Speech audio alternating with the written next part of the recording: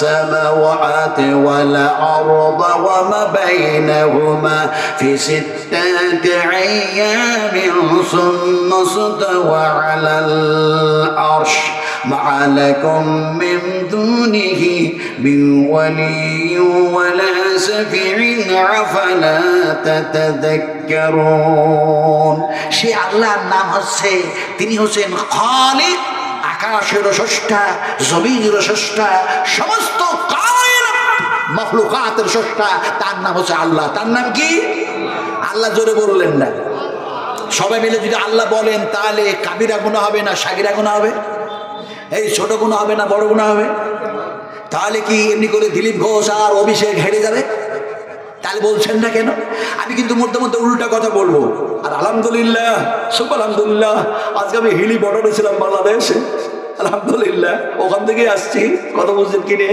তারপরে তার আগের দিন আমার মাদ্রাসারই জলসা ছিল 16 জন এমনি করে যেন হাফেজে কোরআন এবং আলেমে দ্বীন আমার মাদ্রাসাতে দুটোই হয় একদিকে দৌরা বুখারী শরীফ পর্যন্ত অন্যদিকে যেন কমপ্লিট হাফেজ তো 16 জন এই হাফেজ এবং আলেমদের সার্টিফিকেটের উপরে আমার সই করতে হয়েছে তারপরে তাদের মাথায় পাগড়ি দিতে হয়েছে তারপরে দেখা যায় বাংলাদেশ থেকে বিভিন্ন জায়গা থেকে ওলামারা এসেছিলেন 10,000 মানুষ উপস্থিত ছিলেন আলহামদুলিল্লাহ তো কথাটা বলতেছিলাম যে ওখান থেকে আসতেছি আমি আসি নাই আল্লাহ পাক নিয়ে এসছেন এখন ওখানেও যেন আমাকে বললো যে ঝাড়খণ্ডী সাহেব মনে মনে ভেবেছিলাম আপনি বিহারি মানুষ আপনার ভাষা বুঝতে পারবো কিনি কিন্তু এমন আপনি বিষয় আলোচনা শুরু করলেন মনে হচ্ছে আর বাড়ি যাবই না কোরআন শুনতেই থাকি জোরে বলুন সুবহানাল্লাহ আমি তার আগে বলেছিলাম সাহাবায়ে কেরাম রাদিয়াল্লাহু তাআলা আনহুমদের সামনে নবীজি যখন বয়ান করতেন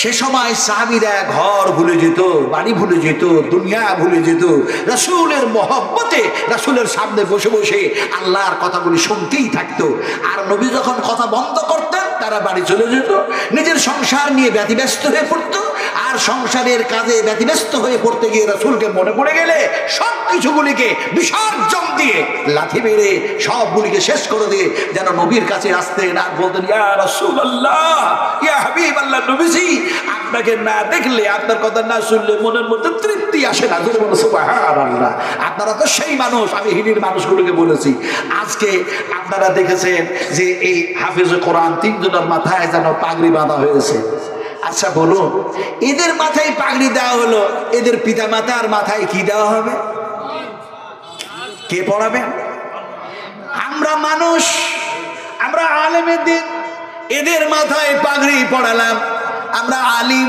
আমরা হাফেজি কোরআন এদেরকে যেন দেখা যায় কোরআনের শিক্ষা দিলাম এই মাদ্রাসার যিনি সদর আছেন যিনি শেখাচ্ছেন আলহামদুলিল্লাহ হাইয়াকাল্লাহ বারাকাল্লাহ জাযাকুমুল্লাহ খাইরান জাযা আহসানাল জাযা তার জন্য আমার পক্ষ থেকে দোয়া থাকলো আল্লাহ পাকের কাছে এখন দেখা যায় আমরা যেন দেখা যায় এমনি করে শিখালাম এমনি করে তার মাথায় পাগড়ি যেন দিলাম আল্লাহর কসম খেয়ে বলছি নবীজি বলছেন কোন মানুষ যেন দেখা যায় তার পিতামাতার মাথায় পাগড়ি দেবে না স্বয়ং আল্লাহ সুবহানাহু ওয়া তাআলা যেন তাদের যেন মাথায় যেন দেখা যায় নূরের যেন মুকুট সোনার যেন মুকুট এটা দেওয়ার জন্য যেন নির্ধারিত করে রাখা হয়েছে তাদের পিতা মাতার যেন মাথায় মুকুট দেওয়া হবে সোনার তাজ পরানো হবে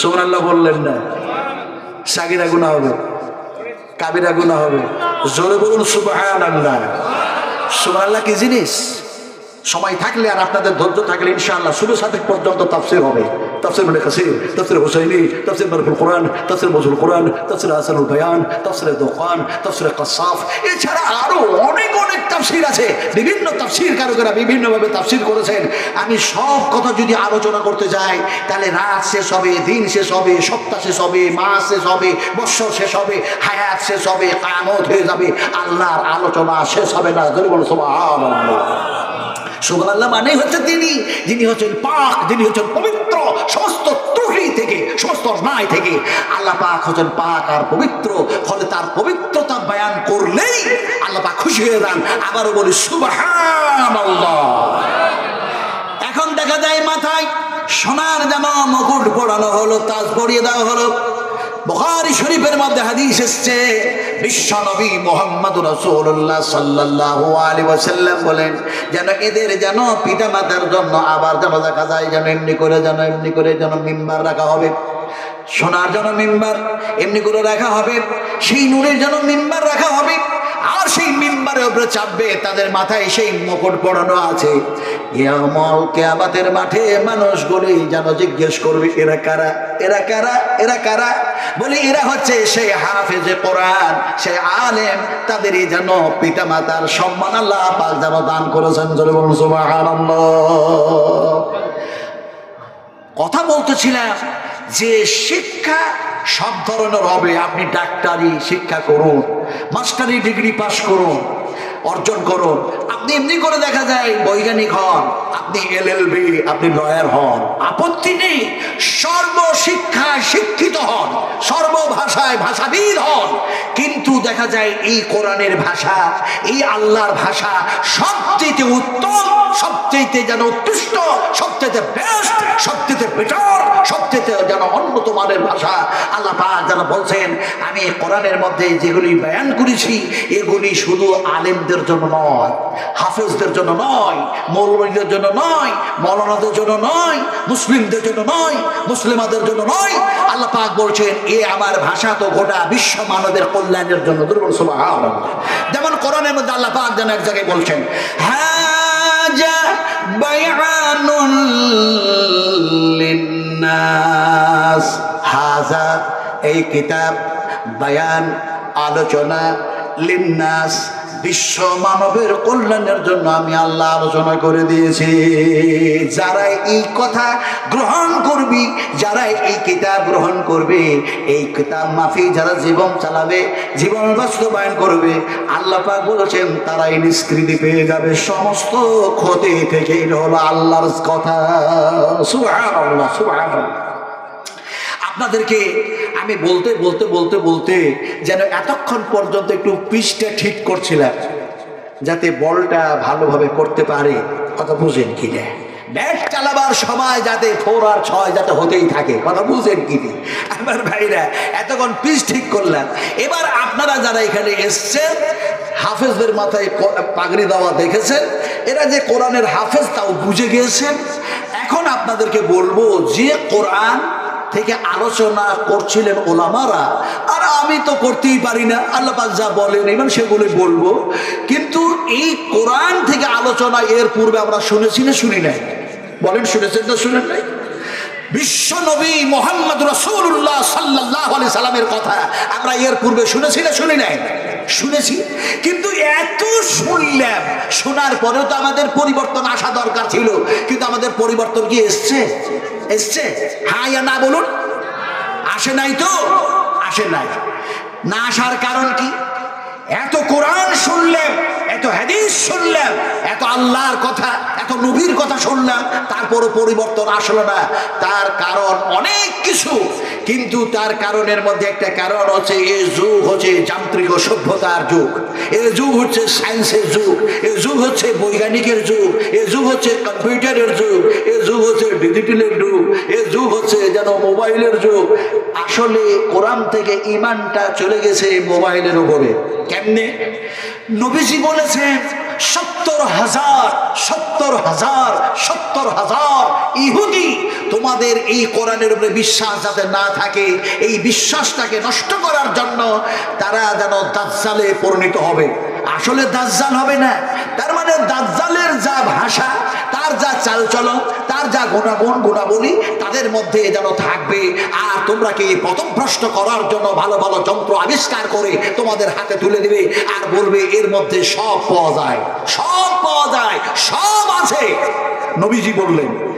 আর আমি নাজমে আলম চ্যালেঞ্জ করতা হুঁ সেই সমস্ত বৈজ্ঞানিকদেরকে যে যদি মোবাইলে সব অ্যান্সার পাওয়া যায়, তাহলে মোবাইলে আমাকে এক্ষুনি দেখায় দাও, কিয়ামতের মাঠে আল্লাহ সুবহানাহু ওয়া তাআলা আমার ডান হাতে আমলনামা দিবে না বাম হাতে আমলনামা দিবে, আমি এক্ষুনি দেখতে চাই। দেখাতে পারবে? কথা বলুন, পারবে? যেহেতু পারবে না, সেহেতু মোবাইলে সবকিছু নাই। সবকিছু আছে কোথায়? সব কিছু কোথায় আছে আপনাকে আমাকে বলা লাগবে না, কোনো লয়ারকে বলা লাগবে না, ব্যারিস্টারকে বলা লাগবে না, চিফ মিনিস্টারকে বলা লাগবে না, হোম মিনিস্টারকে বলা লাগবে না, এমএলএ প্রধানদেরকে বলা লাগবে না, কোনো জ্ঞানী মানুষকে বলা লাগবে না, নবী ওলিদেরকে বলা লাগবে না, কাউকে বলা লাগবে না। আল্লাহ নিজেই বলছেন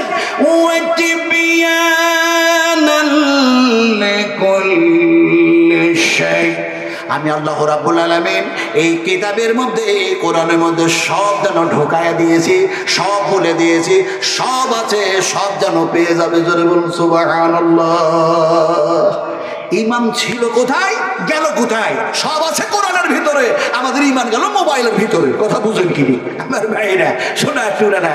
এখন কারণ অনেক কিছু থাকতে পারে, এগুলি একটা কারণ বললেন। সবচেয়ে মারাত্মক কারণ হচ্ছে যেটা, সেটা হচ্ছে আমাদের পরিবর্তন আসলো না। আমি এক্সাম্পল দিয়ে বোঝাবো, এই জন্য এক্সাম্পল দেব। এখানে অনেক মানুষ আছেন, আর এটা হচ্ছে সিটি টাউন, এটা সিটি টাউন। যেমন সেদিন আমি বক্তব্য রাখছিলাম আপনার রাজারহাট নিউ টাউন, আপনার চীনা পার্ক, তারপর ইকো পার্কের পাশে মদিনাতুল হজ হাউস, মোহাম্মদপুর, ইত্যাদি ইত্যাদি ইত্যাদি ইত্যাদি। আলহামদুলিল্লাহ, ফলে এটা একটা সিটি টাউন। ফলে যেন আমি বলতে চাই, উদাহরণ দিয়ে, এক্সাম্পল দিয়ে আমি বুঝাতে চাই যে আমাদের পরিবর্তন আসলো না কেন। বুঝাই, এমনি করে বুঝাই। একটি ফ্যাট মানুষ, একটি মোটা মানুষ, দয়া করে কেউ মোটা মানুষ থাকলে আবার রাগ টাগ করেন না আমার উপরে।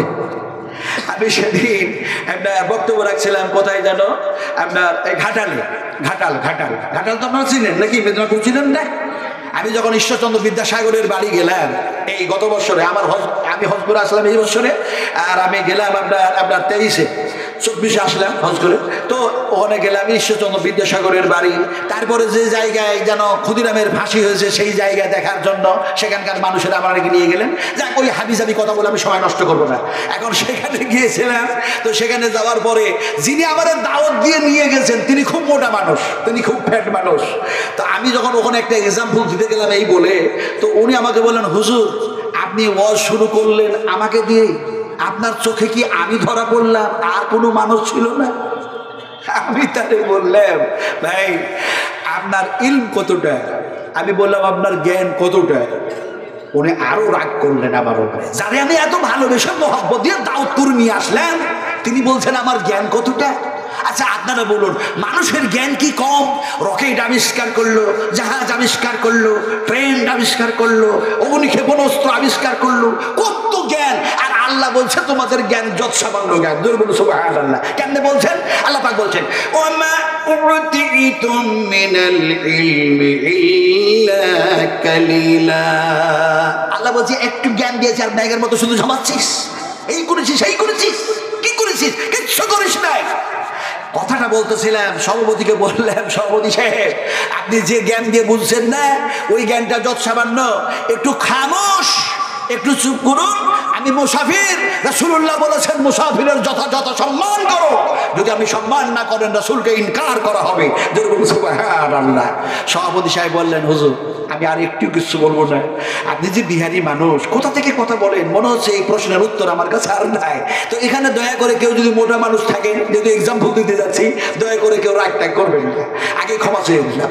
এখন কথাটা বলছিলাম কি, একটা ফ্যাট মানুষ, একটা মোটা মানুষ, তার উঠতে বসতে চলতে ফিরতে সদা সর্বদাই কষ্ট হয়। এখন এই কষ্ট সহ্য করতে না পেরে এক ডাক্তারের কাছে গেছে, গিয়ে বললো, স্যার আমি হেভি ফ্যাট হয়ে গেছি, মোটা হয়ে গেছি, আমার সর্ব বিষয়ে সর্ব কাজে যেন কষ্টকর মনে হচ্ছে, তো আমার শরীরের পরিবর্তন কিভাবে আসবে একটু দয়া করে আপনি ওষুধ দেন, সাজেশন দেন, কি হবে কি করলে যাতে আমার পরিবর্তন শরীরে আসে। ডাক্তার তার কথা শুনে জিজ্ঞেস করলেন যে তুমি যে এত মোটা হয়েছে তো খাবার কি খাও? আপনারাকে জিজ্ঞেস করি, বহরমপুরের মানুষ, আপনারা বলুন খাবার খেয়ে এসছেন না খান নাই? গতকালকে তো খেয়েছেন, দুপুরবেলা তো খেয়েছেন, তো বলুন যে খেয়েছেন না খান নাই? কোন হাতে খেয়েছেন? এই হাতে নেই, একটু ভালো করে বলুন, ভালো করে মাথা ঠান্ডা করে বলুন, কোন হাতে খেয়েছেন? এই ডান হাতে খেয়েছেন তো? আর আল্লাহ চ্যালেঞ্জ করছেন, আরে বলছেন যে এই হাতটাকে আমি প্যারালাইসিসে পরিণত করে দিলাম, খাবে কোন হাতে? বলে বাম হাতটারও যেন প্যারালাইসিস করে দিলেন। খাবেন কোন হাতে? বলে স্ত্রী খাওয়াবে। বলে স্ত্রীকেও প্যারালাইসিস করে দিলেন। খাবেন কি করে? বলে পিতা খাওয়াবে, মাতা খাওয়াবে, পাড়ার মানুষ খাওয়াবে, গ্রামের মানুষ খাওয়াবে, পৃথিবীর মানুষ খাওয়াবে। গোটা পৃথিবীর মানুষগুলিকে আল্লাহ পাক যেন পঙ্গ করে দিয়ে যেন প্যারালাইসিসে পরিণত করে দিলেন। এবার কোন হাতে খাবেন আপনারা বলুন? এতক্ষণ বললেন ডান হাতে গিয়েছে, এবার কি করে খাবে? আল্লাহ খাওয়াবে। এতক্ষণ বললেন না কথাটা, বলে ডান হাতে খেয়েছি। কথা বুঝছেন কি নিয়ে? আল্লাহ পাক বলছেন তোমরা ডান হাতে খাও নাই, তোমার মা খাওয়াই নাই, তোমার বাবা খাওয়াই নাই, পৃথিবীর কোন মানুষ খাওয়াই নাই, তুমি নিজেও খাও নাও।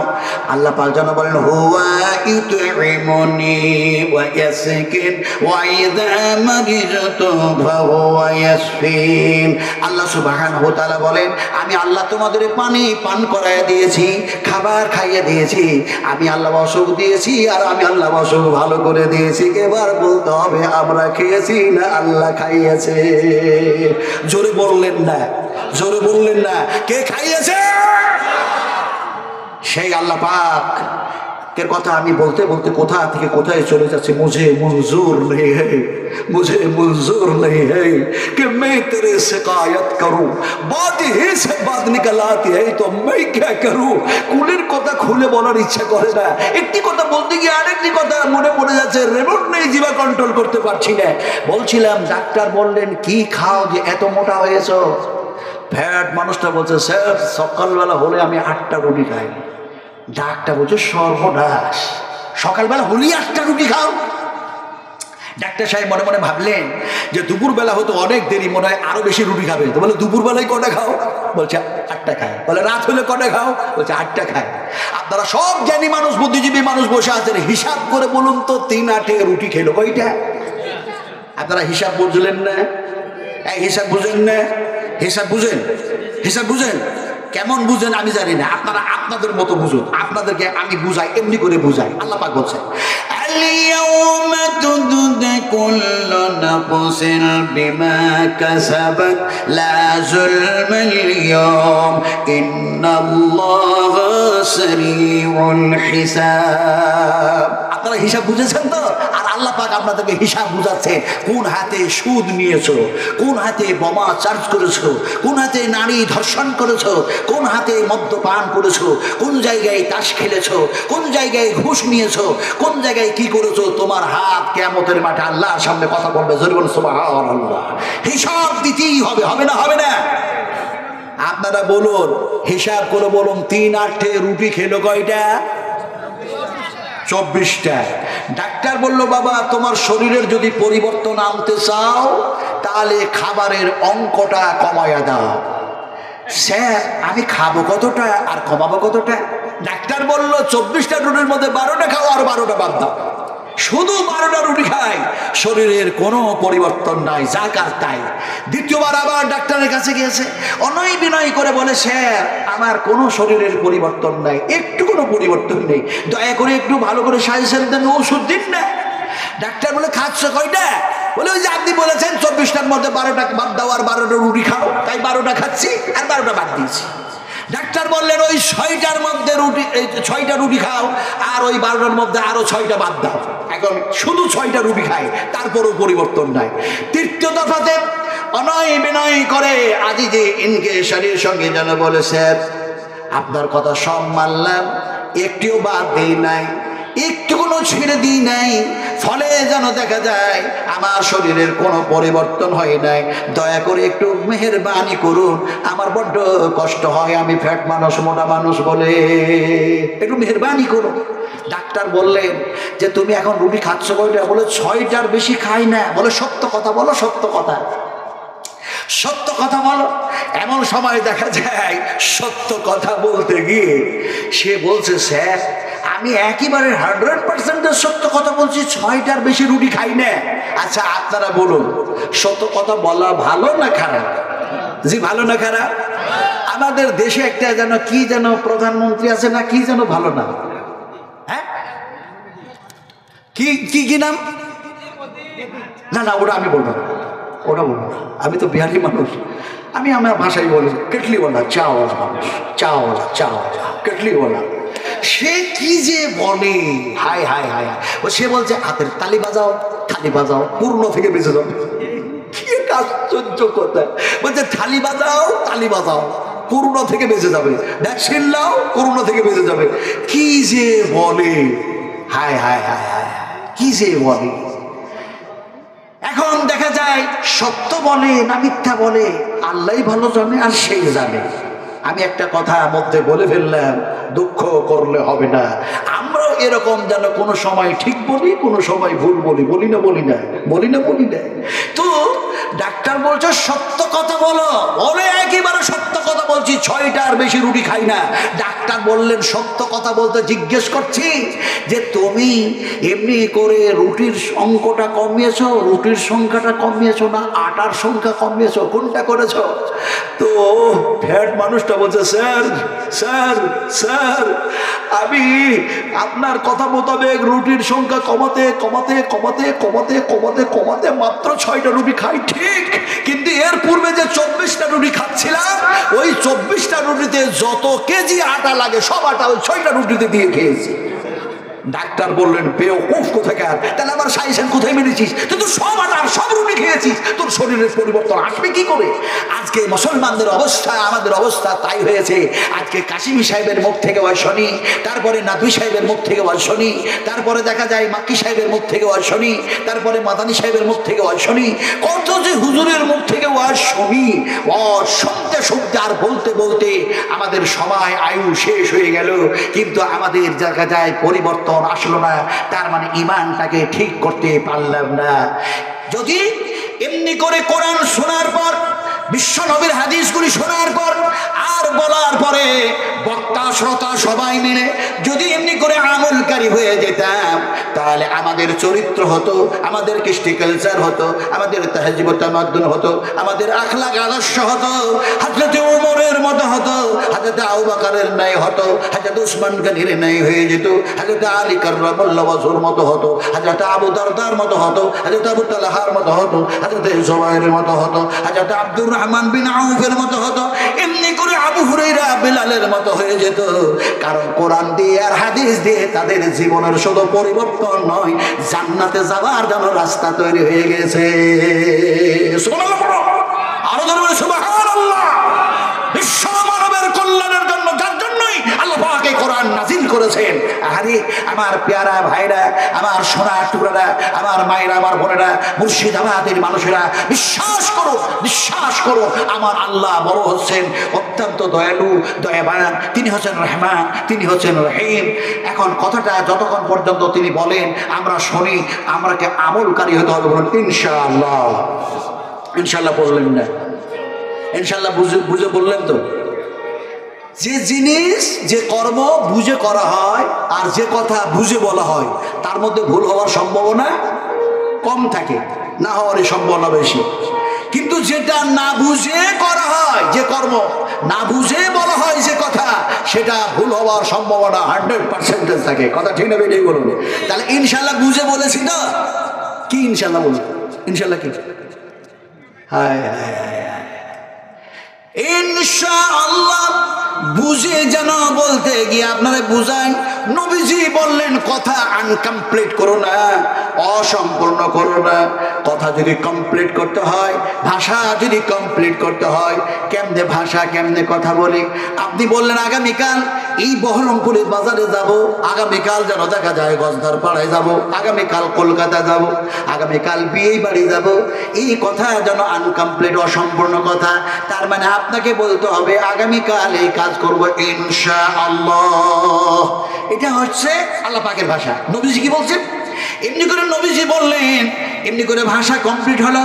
আর দেখা যায় ওই যেমনি ইনশাআল্লাহ পড়ে নিলে তোমার ওই কাজ করতে গিয়ে, কর্ম করতে গিয়ে যদি কোনো জটিলতা তৈরি হয়ে যায়, যদি কোনো কঠিনতা তৈরি হয়ে যায়, কোনো সমস্যার সম্মুখীন হয়ে যাও, ইনশাআল্লাহ পড়ার কারণে আল্লাহ পাক তোমার সেই জটিলতা দূর করে দিয়ে কাজটাকে সহজে পরিণত করে দেবেন। বলুন সুবহানাল্লাহ। নবীজি বললেন কথা হলো কমপ্লিট, আর জটিলতা আল্লাহ পাক দূর করে দিলেন। বলুন সুবহানাল্লাহ।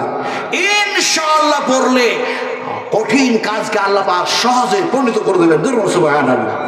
আমি এই ওয়াজ যখন করছিলাম আপনার রাজারহাট নিউ টাউনে, থানা থেকে মাত্র 100 মিটার দূরে ওসি সাহেবের নাম হচ্ছে জামাল উদ্দিন। উনি দেখি যেন রাত্রি 11টার সময় স্টেজে আসলেন ওনার দল বল নিয়ে। সেখানকার কমিটি মনে মনে ভাবলো নাজমানুল সাহেবকে হয়তো অ্যারেস্ট করে নাকি।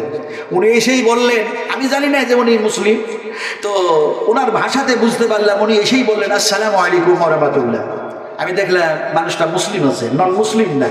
তো আমি শেষ পর্যন্ত একটু সাহসের সঙ্গে জিজ্ঞেস করলাম, আমি যদি আরবিতে জিজ্ঞেস করতাম তাহলে উনি মুশকিলে পড়ে যেতেন। যদি বলতাম মা ইসমুকা, আপনার নাম কি, উনি তো আর জানেন না, কিভাবে জবাব দেবে? যেহেতু কুল হাল ইয়াস্তাবিল্লাযীনা ইয়ালামুনা ওয়াল্লাযীনা লা ইয়ালামুন, শিক্ষিত মানুষ আর অশিক্ষিত মানুষ কখনো সমান হয় না। সুবহানাল্লাহ। এখন উনি আসলেন, সালাম দিলেন, বুঝতে পারলাম যে মুসলিম। আমার পাশে যিনি সভাপতি বসেছিলেন ইনি বললেন যে জামালউদ্দিন, ইনি ইন্সপেক্টর ওসি সাহেব আপনার সাথে কথা বলবে। তো উনি এসেই বললেন আমাকে যে আপনি কি ঝাড়খণ্ডের মানুষ? আমি বললাম ইয়েস, আমি ঝাড়খণ্ডের মানুষ। উনি বললেন আমার সন্দেহ হয় আপনি বিহারের মানুষ, ঝাড়খণ্ডের মানুষ এত সুন্দর বাংলা বলেন কি করে? আমি তারে জবাব দিলাম, নবীজি বলেছেন সন্দেহ করা মহাপাপ, সন্দেহ করলে গুনাহ হয়। আপনি কি গুনাহ করার জন্য স্টেজে আসলেন? হোশিয়ার দিলেন সর্বনাশ, একটুকুনো ভয় পাই না, একটুকুনো ভয় পাই না। শেষ পর্যন্ত উনি বললেন আমি আপনাকে কি যে উত্তর দেবো দিতে পারছি না, তবে আপনি যখন লাউডস্পিকারে মুখ দিয়েছেন, কথা বলছেন, থানাতে আমাদের বসে থাকতে এবং কাজ করতে মনে হচ্ছে যে পারছি না, বারবার কানটা যেন ওই লাউডস্পিকারের দিকে চলে যাচ্ছে, আপনি যা বলছেন ওই দিকে চলে যাচ্ছে। আসতে বাধ্য হলাম এই জিনিসটা জানার জন্য যে ইনশাআল্লাহ পড়লে জটিল কাজকে আল্লাহ সহজ করে দিবেন। তাহলে আমি ওসি সাহেব থানাতে বসে বসে ইনশাআল্লাহ পড়বো, আর আল্লাহ আসামি ধরাটাকে আমার জন্য সহজ করে দিবেন। আমি মনে মনে বললাম কোন খেপার খেপা, কোন খেপার খেপা, হায় রে খেপা, খেপা কি আর গাছে ধরে? আচ্ছা আপনারা বলুন তো খেপা কত প্রকারের হয়? অনেক, বিভিন্ন রকমের। ঠিক বলেছেন আপনি, বিভিন্ন রকমের। না, বিভিন্ন রকমের হয় না, খেপা হয় দুই ধরনের, পাগল হয় দুই ধরনের। একটা পাগল হয় পুরো ম্যাট, একেবারে ম্যাট, আর একটি পাগল হয় কোনো সময় ঠিক বলছে, কোনো সময় ভুল বলছে। কথা বুঝেন কি নি? এই হয় দুই ধরনের পাগল। আমি বুঝাবো কেমন করে? একটা খেপা এই দিকে দাঁড়ায় আছে, ন্যাংটা হয়, না না আপনারা দেখবেন না, আমি এক্সাম্পল দিচ্ছি। এইদিকে একটা ন্যাংটা খেপা দাঁড়িয়ে আছে, আর এইদিকে একটা গামছা পরা খেপা দাঁড়িয়ে আছে। কথা বুঝেন কি নেই? এই দুই খেপার মধ্যে এক হুজুর যেন পেরিয়ে চলে যাচ্ছেন, মাথায় পাগড়ি টাগড়ি লাগায়া। তো ন্যাংটা খেপা, এই ন্যাংটা খেপাকে ওই গামছা পরা খেপা বলছে হুজুর চলে যাচ্ছে, সালাম দে, সালাম দে, সালাম দে, সালাম দে। তো উলঙ্গ খেপাটা বলছে আমার পরনে কাপড় নেই, সালাম দেব কেমন করে? তোর পরনে গামছা যে, তুই সালামটা দে। এখন ও যদি সালামটা দিয়ে দেয় ঝামেলা শেষ, সমস্যার সমাধান হয়েই যায়। কিন্তু এই কত বড় ম্যাট যে পরনের গামছাটা খুলে যেন উলঙ্গ খেপার দিকে ছুড়ে দিয়েছে, আর বলছে গামছাটা পর আর তাড়াতাড়ি হুজুরকে সালাম দে। এখন ও যদি গামছাটা পরে সালাম দেয় তবু তো ঝামেলা শেষ হয়, কিন্তু সে উলঙ্গ খেপা এর ছুড়া গামছাটা হাতে ধরে প্রতিযোগিতা শুরু করলো, কম্পিটিশন শুরু করলো। বলছে তুই ন্যাংটা, আমিও ন্যাংটা, তুই উলঙ্গ, আমি উলঙ্গ, তুই খেপা, আমিও খেপা, তুই আগে সালাম দিবি না আমি আগে সালাম দেব। প্রতিযোগিতা হতে থাকলো, কিন্তু হুজুর পেরিয়ে চলে গেলেন, সালাম দেওয়া হলো না। আর তাদের ভাগ্যে, তাদের কপালে আল্লাহর পক্ষ থেকে রহমত জুটল না। আমি মনে মনে ভাবলাম এই ওসিজি এ কত বড় খেপা, বলছে ইনশাআল্লাহ পড়বো, আর থানাতে বসে বসে যাতে আসামি ধরা করে আল্লাহ কি সেই কাজটা সহজ করে দেবেন? আমি তার জবাব দিতে গিয়ে বলেছিলাম, শোনো ওসি সাহেবজি, ইনশাআল্লাহ আপনি থানাতে বসে বসে পড়বেন, আর আল্লাহ পাক আপনার জন্য আসামি ধরা সহজ করে দিতে পারেন। পারে না? পারে না? এই পারে না? পারে না? মায়ের পেটে যদি সন্তান প্রদান করতে পারেন, পানি থেকে যদি দেখা যায়, এমনি করে দেখা যায় মানুষ বানাতে পারেন। কি থেকে মানুষ বানিয়েছেন আমি আজ গজ করবো না, লম্বা হয়ে যাচ্ছে। ইনশাআল্লাহ আগামীতে যদি আমি বহরমপুরের মাটিতে আসি যথাযথভাবে আলোচনা করবো ইনশাআল্লাহ। নিয়ামতুল্লাহ এমএলএ সাহেবের মাদ্রাসায় আমি আসছি আলহামদুলিল্লাহ, 1 ফেব্রুয়ারি। কথা বুঝেন কিনি? অনেক মাস আগে, 6 মাস আগে দাওয়াত দিয়েছেন উনি, আলহামদুলিল্লাহ, শুভ আলহামদুলিল্লাহ। যা কথাটা বলতেছিলাম কি, যে তিনাকে আমি বুঝালাম যে শোনো, একটি মানুষ আর একজন মানুষকে হত্যা করেছে। কোরআন থেকে আলোচনা করছি ওসি সাহেবের সামনে। একটি মানুষ আর একটি মানুষকে হত্যা করেছে, মানুষটি নিহত হয়েছে, মৃত্যু বরণ করেছে, আল্লাহ পাক তাকে মৃত্যু মুখে পতিত করে দিয়েছে। এখন ওই মৃত্যু মানুষটার বংশবলীর মানুষেরা সেই জামানায় সেই পিরিয়ডে সেই একজন নবীর কাছে চলে গিয়েছে। সেই জামানার সবচেয়ে বড় পয়গম্বর হযরত মূসা আলাইহিস সালাতু সালাম হযরত মূসাকে গিয়ে বলল, মূসাজি আপনি যেন নবী, আপনি পয়গম্বর, এই মানুষটা একে হত্যা কে করলো, আসামি ধরা পড়ছে না, একে কে হত্যা করেছে তাকে চিনাও যায় না, বোঝাও যায় না, ফলে একে ধরা যায় কেমন করে, তার প্রসেস কি হবে একটু বলে দেন। হযরত মূসা আলাইহিস সালাতু সালাম বললেন, একটি গরু জবা করো গা, একটি গরু জবা করো গা। এমন সময় তারা বললো গরু জবা করব, কিন্তু গরুটার রং কেমন হবে, শিং কেমন হবে, লেজ কেমন হবে, বয়স কেমন হবে। যত বারবার প্রশ্ন করেছিল তত জটিল থেকে জটিল তারা সমস্যার সম্মুখীন হয়েছিল। কিন্তু দেখা যায় যখন বললেন গরুটার কালার, গরুটার রং কেমন হবে, এমন সময় বললেন গরুটা বলদ হলেও হবে না, সেটা গাভী হওয়া লাগবে, গাই হওয়া লাগবে। আর দেখা যায় সেটা যেন সাদা হলেও হবে না, লাল হলেও হবে না, সেটা যেন নীল রঙের হওয়া লাগবে। এমন সময় সেই ধরনের নীল গাভী খুঁজতে খুঁজতে হয়রান পরেশান, আর যেন তারা সেই ধরনের গাভী গাই খুঁজে পাচ্ছে না। শেষ পর্যন্ত তাদের মধ্যে কেউ বলল ইনশাআল্লাহ আগামীকাল পেয়ে যাব। আল্লাহ পাক সহজ করে দিলেন, নীল গাভী তারা পেয়ে গেল, জবা করলো, গোস্ত যেন মৃত্যু মানুষের গলায় ঠাকায় দিল। মানুষটি আল্লাহর হুকুমে জীবিত হয়ে গেল। আর জীবিত হয়ে যাওয়ার পরে তাকে কে হত্যা করেছে তার নাম যেন সে বলে দিল। তারপরে আল্লাহর হুকুমে সে আবার যেন মৃত্যু মুখে পতিত হয়ে গেল, আসামি ধরা পড়ে গেল। আর ইনশাআল্লাহ পড়ার কারণে জটিল কাজ যেন তাদের জন্য সহজটাও হয়ে গিয়েছিল। ওসি সাহেব বুঝে এসছে, বলে আমি আপনার কথা শুনলাম ঠিক, কিন্তু আমি আমার প্রশ্নের উত্তর পাই নাই। আমি বলেছি থানাতে বসে বসে ইনশাআল্লাহ পড়বো, আর আসামি আল্লাহ ধরিয়ে দিতে পারবেন তো? আমি গাই খুঁজবো না, আমি গরু খুঁজতে যাব না, আমি অত কালারিং দেখতে যাব না, ইনশাআল্লাহ করবো। আর আসামি যাতে ধরা পড়ে যায়, সহজ হয়ে যায়, আল্লাহ এটা পারবে তো? আমি বলে হ্যাঁ পারবে।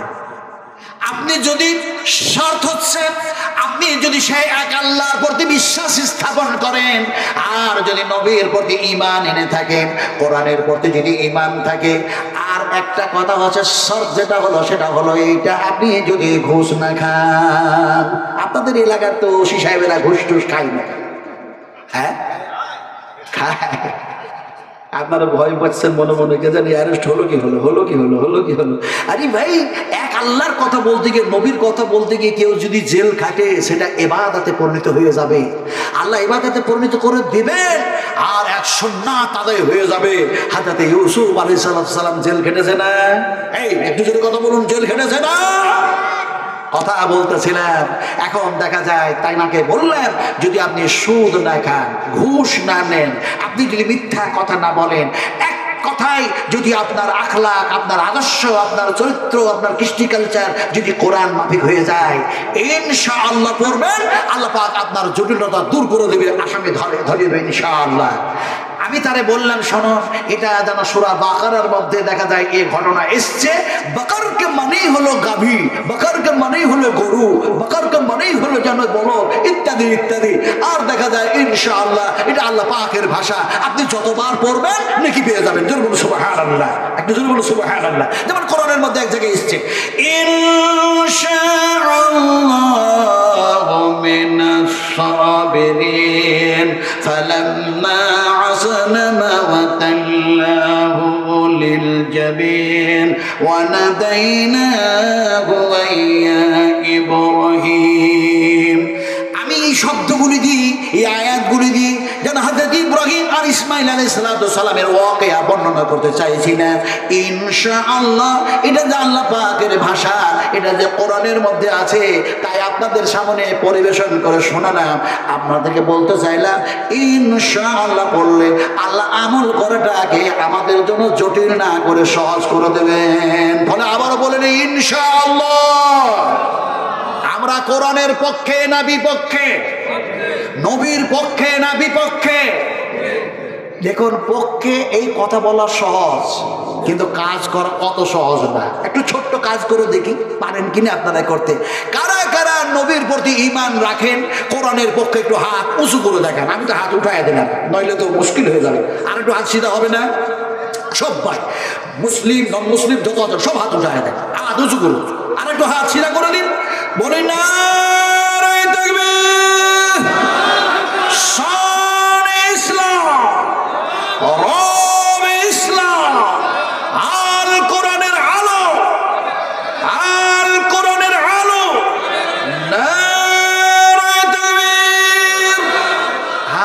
উঁচু করে দেন।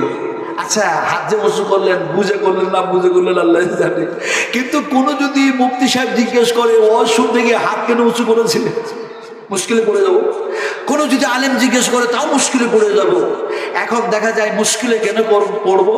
ফতোয়ার অভাব নেই রে ভাই, আলেমের অভাব নাই, পণ্ডিতের অভাব নেই, সাধুর অভাব নেই, কিন্তু আমলের অভাবটা থেকে গেছে।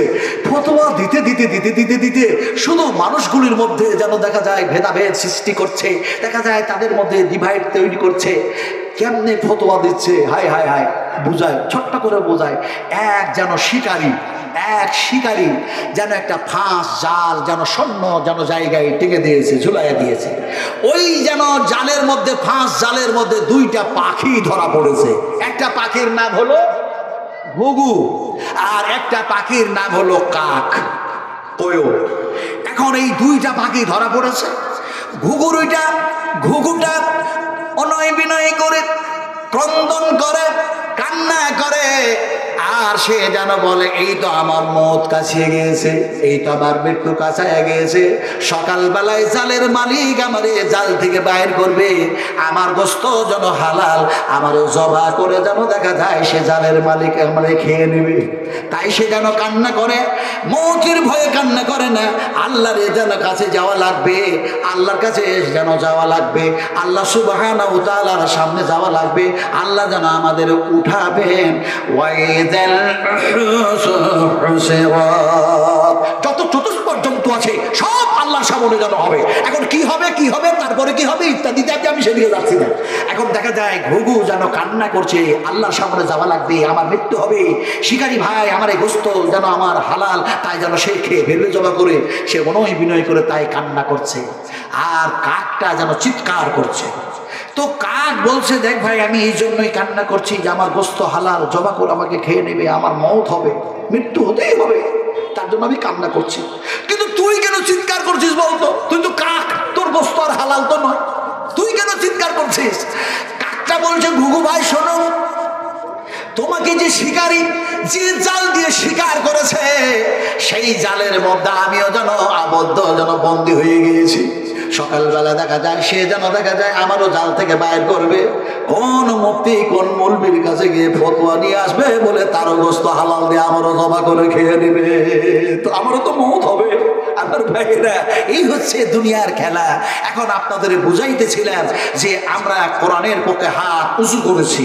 আল্লাহর কসম খেয়ে বলি, পৃথিবীর কোন ওলামা যদি জিজ্ঞেস না করেন, কোন শাইখুল হাদিস যদি জিজ্ঞেস না করেন, পৃথিবীর কোন মুফতি যদি জিজ্ঞেস না করেন, কোন ওলামা যদি জিজ্ঞেস না করেন, কোন মুহাদ্দিসা যদি জিজ্ঞেস না করেন, স্বয়ং যদি আল্লাহ জিজ্ঞেস করেন, হাত তুই কেন উঁচু হয়েছিলি, আল্লাহর প্রশ্নের উত্তরে হাত কথা বলবে না? বলবে না? এই বলবে না? বলবে না? বলবে তো? আল্লাহ রাব্বুল আলামিন জিজ্ঞেস করবেন, হাত তুই কেন উঁচু হয়েছিলি বল। সে সময় হাত যেন বলবে, রব্বি কারীম, যেন তুমি আমার স্রষ্টা, তুমি আমার হাত বানিয়েছিলে, তাই তুমি আমার মুনি বা তুমি আমার মালিক। তোমার কোরআনের পক্ষে, তোমার নবীর পক্ষে আমি আল্লাহ, তুমি আল্লাহ, তোমার যেন গোলামি করতে গিয়ে আমি হাত যেন উঁচু হয়ে গিয়েছিলাম। আল-ইয়াওমা নাকুতিমু আলা আফওয়াহিহিম ওয়া তুকাল্লিমুনা আইদিহিম ওয়া তাশহাদু আরজুলুহুম বিমা কানু ইয়াকসিবুন। তোমার হাত, তোমার পাও, তোমার শরীরের সব কিছু আল্লাহ পাকের সামনে কথা বলবে।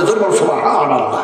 হাত উঁচু করেছেন, নবীর সুন্নাত আদায় করেছেন, হাত উঁচু করেছেন, বিশ্ব নবীর সুন্নাত আদায় করেছেন। কেমনে সুন্নাত আদায় করলেন? আমি এখন সেই বিষয়ে যদি আলোচনা করতে চাই তাহলে অনেক লম্বা সময় হয়ে যাবে, ফলে সেই দিকে না গিয়ে বলি, আমরা কোরআনের উল্টা চলবো না, বলুন ইনশাআল্লাহ। আমরা নবীর উল্টা চলবো না, বলুন ইনশাআল্লাহ। উল্টা একটা ভাষা বলে ফেললাম, বিহারি মানুষ তো ভাই, উল্টা আপনারা উল্টা টুল্টা বলেন তো নাকি? উল্টা তো উল্টার বিপরীত কি? হ্যাঁ, আমাকে একটু শিখান, আমি তো বিহারি মানুষ। উল্টার বিপরীত সোজা, সোজা ওই সিধা যেটা নাকি? হ্যাঁ, সোজা সিধা যেটা আপনারা বুঝলেন, ভালোই বুঝেছেন, বিশ্ব নবী সোজা কি বুঝাচ্ছেন শোনন, এমনি করে যেন উল্টার বিপরীত নবীজি কি বুঝাচ্ছেন। বুখারী শরীফের হাদিস। সাহাবা কেরামরা আপনাদের মতো বসে আছেন, রাসূল আকরাম সাল্লাল্লাহু আলাইহি সাল্লাম যেন একটা সিধা যেন দাগ টানলেন, আর সোজা দাগ টানার পরে সেই দাগের ডান দিকে বাম দিকে ছোট ছোট ছোট ছোট দাগ টেনে দিলেন, আর নবীজি বললেন হাযা সিরাতুন মুস্তাকিম। হে পৃথিবীর মানুষেরা, নবীজি বলতেন ও পৃথিবীর মানুষেরা, তোমরা যদি এই সোজা পথে জীবন বাস্তবায়ন করো তাহলে তোমাদের থাকার গন্তব্যস্থল হবে বেহেশত, স্বর্গ। আর ডান দিকে বাম দিকে যত দাগগুলি টানলাম এইগুলি হচ্ছে যেন পথভ্রষ্ট পথ, ফলে এই দিকে যদি চলাফেরা করো তাহলে তোমাদের থাকার গন্তব্যস্থল হবে জাহান্নাম। নবীজি এটা বুঝালেন সোজা। এবার আপনারাকে আমি যুক্তি দিয়ে বোঝাই। এই হচ্ছে 34 নম্বর জাতীয় সড়ক, এই যে রাস্তা, এই রাস্তা দিয়ে একটা 22 চাকা অথবা 28 চাকার একটা লরি এটাকে ধরুন আর উল্টায় দেন, উল্টায় দেন, বডিটাকে একইবারে দেখা যায় নিচু দিকে করে দিলেন চাকাগুলি, আর যেন ইঞ্জিনটাকে যেন অপর দিকে করে দিয়েছেন। গোটা পৃথিবীর সমস্ত ড্রাইভারগুলিকে একত্রিত করুন, আর ড্রাইভারগুলিকে একত্রিত করে বলুন তোমাদের যা যোগ্যতা আছে, অভিজ্ঞতা আছে, এক্সপিরিয়েন্স আছে সব লাগায়া দাও, আর উল্টা গাড়িটাকে একটু চালায়া দেখাও। কে কে পারবে? কোন ড্রাইভার পারবে? পারবে? পারবে না তো? আল্লাহ পাক বলছেন তোমরা যদি আমি আল্লাহর সংবিধানের উল্টা চলো, তাওহীদুর রিসালাতের উল্টা চলো, আমি বিশ্ব নবী মুহাম্মদ রাসূলুল্লাহ সাল্লাল্লাহু আলাইহি ওয়াসাল্লামকে তোমাদের কাছে মাবুস করেছি, তার থিওরি অনুযায়ী যদি জীবন চালাও তাহলে আমি আল্লাহ কিয়ামতের মাঠে তোমাদের উল্টায়া দেব। তার মানে দেখা যায় তোমাদের পা দুটো উপর দিকে আর মুখমণ্ডল উপরে ভর দিয়ে যেন দাঁড় করায়া দেব। শুধু দাঁড় করায়া দেব না, বরং যেন ঠোঁটের উপরে ভর দিয়ে, মুখের উপরে ভর দিয়ে আমি আল্লাহ হাঁটায়া চালায়া জাহান্নামের মধ্যে নিক্ষেপ করে দেব। নবীজি যখন এই কথা বলছেন সেই মুহূর্তে সেই সময় এমন একজন যেন মা বসে আছেন, গোটা পৃথিবীর মুমিনদের মা, গোটা পৃথিবীর যেন মুমিনদের মা, তিনার নাম হলো উম্মাহাতুল মুমিনিন মা আয়েশা সিদ্দিকা রাদিয়াল্লাহু তাআলা আনহা। মা আয়েশা বললেন ইয়া রাসূলুল্লাহ, সারা জীবনে মানুষগুলি সোজা হয়ে চললো, সিধা হয়ে চললো, তার মানে পায়ের উপরে ভর দিয়ে দিয়ে যেন চললো। এই সিধা হয়ে চলনেওয়ালা মানুষগুলি কিয়ামতের মাঠে তারাকে আল্লাহ পাক মুখের উপরে ভর দিয়ে দাঁড় করায় দিবে, ঠোঁটের উপরে যেন ভর দিয়ে হাঁটায়া জাহান্নামের মধ্যে নিক্ষেপ করে দেবেন। বিশ্ব নবী মুহাম্মদ রাসূলুল্লাহ সাল্লাল্লাহু আলাইহি সাল্লাম বলেন আয়েশা আশ্চর্য হওয়ার কিছু নাই, আশ্চর্য হওয়ার কিছু নাই। যারা এই দুনিয়ায় পাপ করেছে, অন্যায় করেছে, গুনাহ করেছে, সীমা লঙ্ঘন করেছে, সীমা অতিক্রম করেছে, নবী ছেড়েছে, মসজিদ ছেড়েছে, মাদ্রাসা ছেড়েছে, তাওহীদ ছেড়েছে, আখিরাত ভুলেছে, জাহান্নাম থেকে বেপরোয়া হয়েছে, এক আল্লাহ থেকে বেপরোয়া হয়ে গিয়েছে, অবশ্যই তাদের ইন্তিকাম, তাদের ইন্তজাম, তাদের ফলাফল, তাদের রেজাল্ট যেটা আমি বললাম সেটাই হবে। কিয়ামতের মাঠে, হাসরের ময়দানে এটাই যেন হয়ে যাবে। মা আয়েশা টুকরে টুকরে কান্না করতে শুরু করে দিলেন, আর মা আয়েশা কান্না করে বলেন ইয়া রাসূলুল্লাহ, কোরআনের উল্টা চলতে গিয়ে, নবীর উল্টা চলতে গিয়ে, বিপরীত কাজ করতে গিয়ে যদি এরকমটা হয়ে যায় তাহলে সেইভাবে আল্লাহ সুবহানাহু ওয়া তাআলা কিভাবে করবেন একটু শোনান। নবীজি সে সময় বললেন আফামাইয়ামুসি মুকিম্মান আলা ওয়াজহিহি, ওয়াজহুকে মানে হলো চেহারা। কথা বুঝুন কিনি, এত আমি ব্যাখ্যা এত বিশ্লেষণ করতে পারবো না। কথাটা বলতেছিলাম সময়ের খুব অভাব। আগামী কালকেও প্রোগ্রাম, তারপরের দিন প্রোগ্রাম, তারপরের দিন প্রোগ্রাম, প্রতিদিনের জন্য প্রোগ্রাম আলহামদুলিল্লাহ। ফলে আমি খুব তাড়াতাড়ি যেতে চাই আপনাদের কাছ থেকে। এখন দেখা যায় আলা ওয়াজহিহি আহাদা, আল্লাহ পাক যেন বললেন ও নবী শোনায়া দাও, পৃথিবীর মানুষগুলিকে বলে দাও আলা ওয়াজহিহি, এই চেহারার উপরে, এই সেকেন্ড সুরাতের উপরে, এই মুখের উপরে শুধু আমি ভর দিয়ে দাঁড় করায় দিব না, এটাকে হাঁটায়া চালায়া জাহান্নামের মধ্যে নিক্ষেপ করে দেব। মানুষগুলি যখন জাহান্নামের মধ্যে যাবেন, নরকের মধ্যে চলে যাবে, দোজখের মধ্যে চলে যাবে, সেই সময় যেন তারা ক্রন্দন করবে আর কান্না করবে, আর তারা যেন বলবে তাদের ভাষাগুলি কি হবে। সে সময় তারা কান্না করবে, কথাগুলি কি বলবে, কথাগুলি ভাষাগুলি কি। আল্লাহ সুবহানাহু ওয়া তাআলা কোরআনের মধ্যে কোট করে দিয়েছেন, আল্লাহ যেন তাদের ভাষা যেন পৃথিবীর মানুষকে শোনাচ্ছেন। এরা কি বলবে শোনো, এরা যেন বলবে ক্বালু রব্বানা আমাতনা সানাতাইনে ওয়া আহিয়াতানা সানাতাইনে ফাতারাফনা বিজুনুবিনা ফাহাল ইলা খুরুজিম মিন সাবিল। সাবিলকে মানে হলো রাস্তা, জুনুবকে মানে হলো পাপ। আমি প্রতিটি শব্দের যেন অর্থ করতে যাচ্ছি না, সবাই অনেক হয়ে যাবে। তো সাবিল রাস্তা, জুনুব পাপ, তার মানে উল্টা পাপ, গুনাহ, অন্যায় যা কিছু করেছি, এই আল্লাহ ভুল করেছি। এই রব্বি কারীম, এই ওয়াহদাহু লা শারীকা লা, আমরা বড় অন্যায় করে দুনিয়ার জমিন থেকে তোমার দরবারে এসেছি মাবুদ। বড়ই যেন ভুল হয়ে গিয়েছে, বড়ই যেন অন্যায় হয়ে গিয়েছে, জুলুম করেছি নফসের উপরে, পরে জাহান্নামের মধ্যে তুমি পাঠিয়ে দিয়েছো। এই জায়গায় আর বরদাস্ত করতে পারি না, ধৈর্য ধারণ করতে পারি না, ফলে এখান থেকে বাঁচার কোনো পথ আছে কিনা তুমি বলে দাও। আল্লাহ সুবহানাহু তাআলা বলবেন, তোমাদের সাথে যা ওয়াদা ছিল সেই ওয়াদা মোতাবেক সেই জায়গায় তোমাদেরকে রাখা হয়েছে। তোমাদের সঙ্গে ওয়াদা ছিল যদি নবীর উল্টা চলো, কোরআনের উল্টা চলো, আমি এক আল্লাহর সংবিধানের উল্টা চলো, তাহলে জাহান্নামে যেন থাকা লাগবে, সেটাই যেন তোমাদের সঙ্গে ওয়াদা ছিল। হাজিহি জাহান্নামুল্লাযী কুনতুম তুআদুন, ওয়াদা করেছিলাম, প্রতিশ্রুতি দিয়েছিলাম এখানে থাকার, তাই তোমাদেরকে এখানেই যেন পাঠিয়ে দেওয়া হয়েছে। যদি বলি আল্লাহু আকবার, যদি বলি আল্লাহু আকবার। আমি বুড়ো মানুষ যত জোরে আল্লাহু আকবার বলি, ছেলেরা, ও যুবকেরা, ও তরুণের দলেরা, আমার নবীজিকে সাহায্য করেছেন যুবকের দলেরা, একটু জোরে বলুন আল্লাহু আকবার, আরো জোরে বলুন আল্লাহু আকবার। আল্লাহ হোসেন মহান, আল্লাহর সর্বক আকাশে জমিনে আর কেউ নাই। আমি বুড়ো মানুষ একটা শব্দ ব্যবহার করেছি, আপনাকে বুড়ো মানুষ বুঝাই। আচ্ছা, এই দাড়ি কিসে পেকেছে? আমাদের দাড়ি পাকলো কিসে?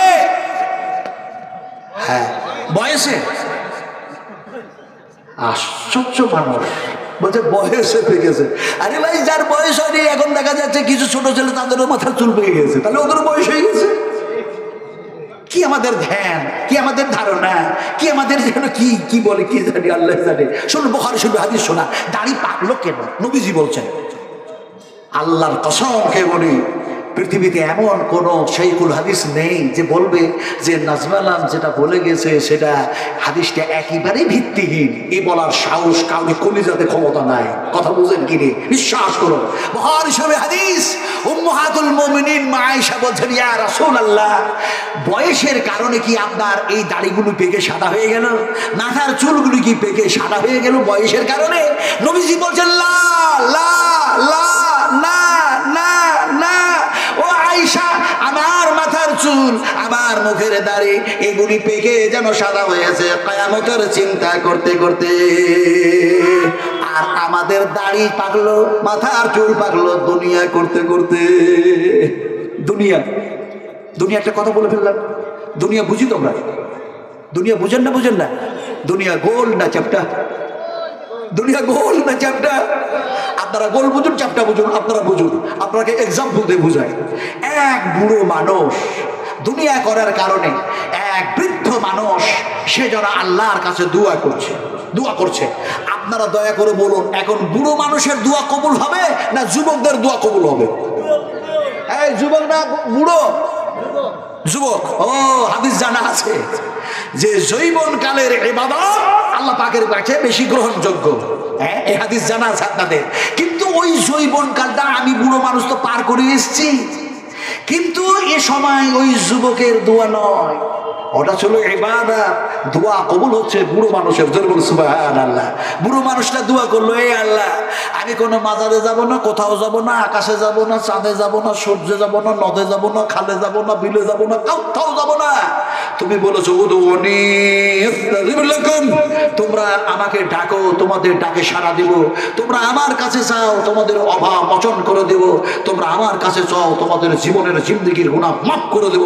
তো বুড়ো মানুষটা কারোর কাছে না গিয়ে বৃদ্ধ মানুষ একেবারে এই গালের চামড়াগুলি জড়ো সড়ো হয়ে গেছে, হাতের স্কিনগুলি জড়ো সড়ো হয়ে গেছে, একেবারে বুড়ো মানুষ। সে আল্লাহর কাছে দোয়া করলো, আল্লাহ আমাকে ছেলে দাও, আল্লাহ আমাকে ছেলে দাও, আল্লাহ আমাকে ছেলে দাও।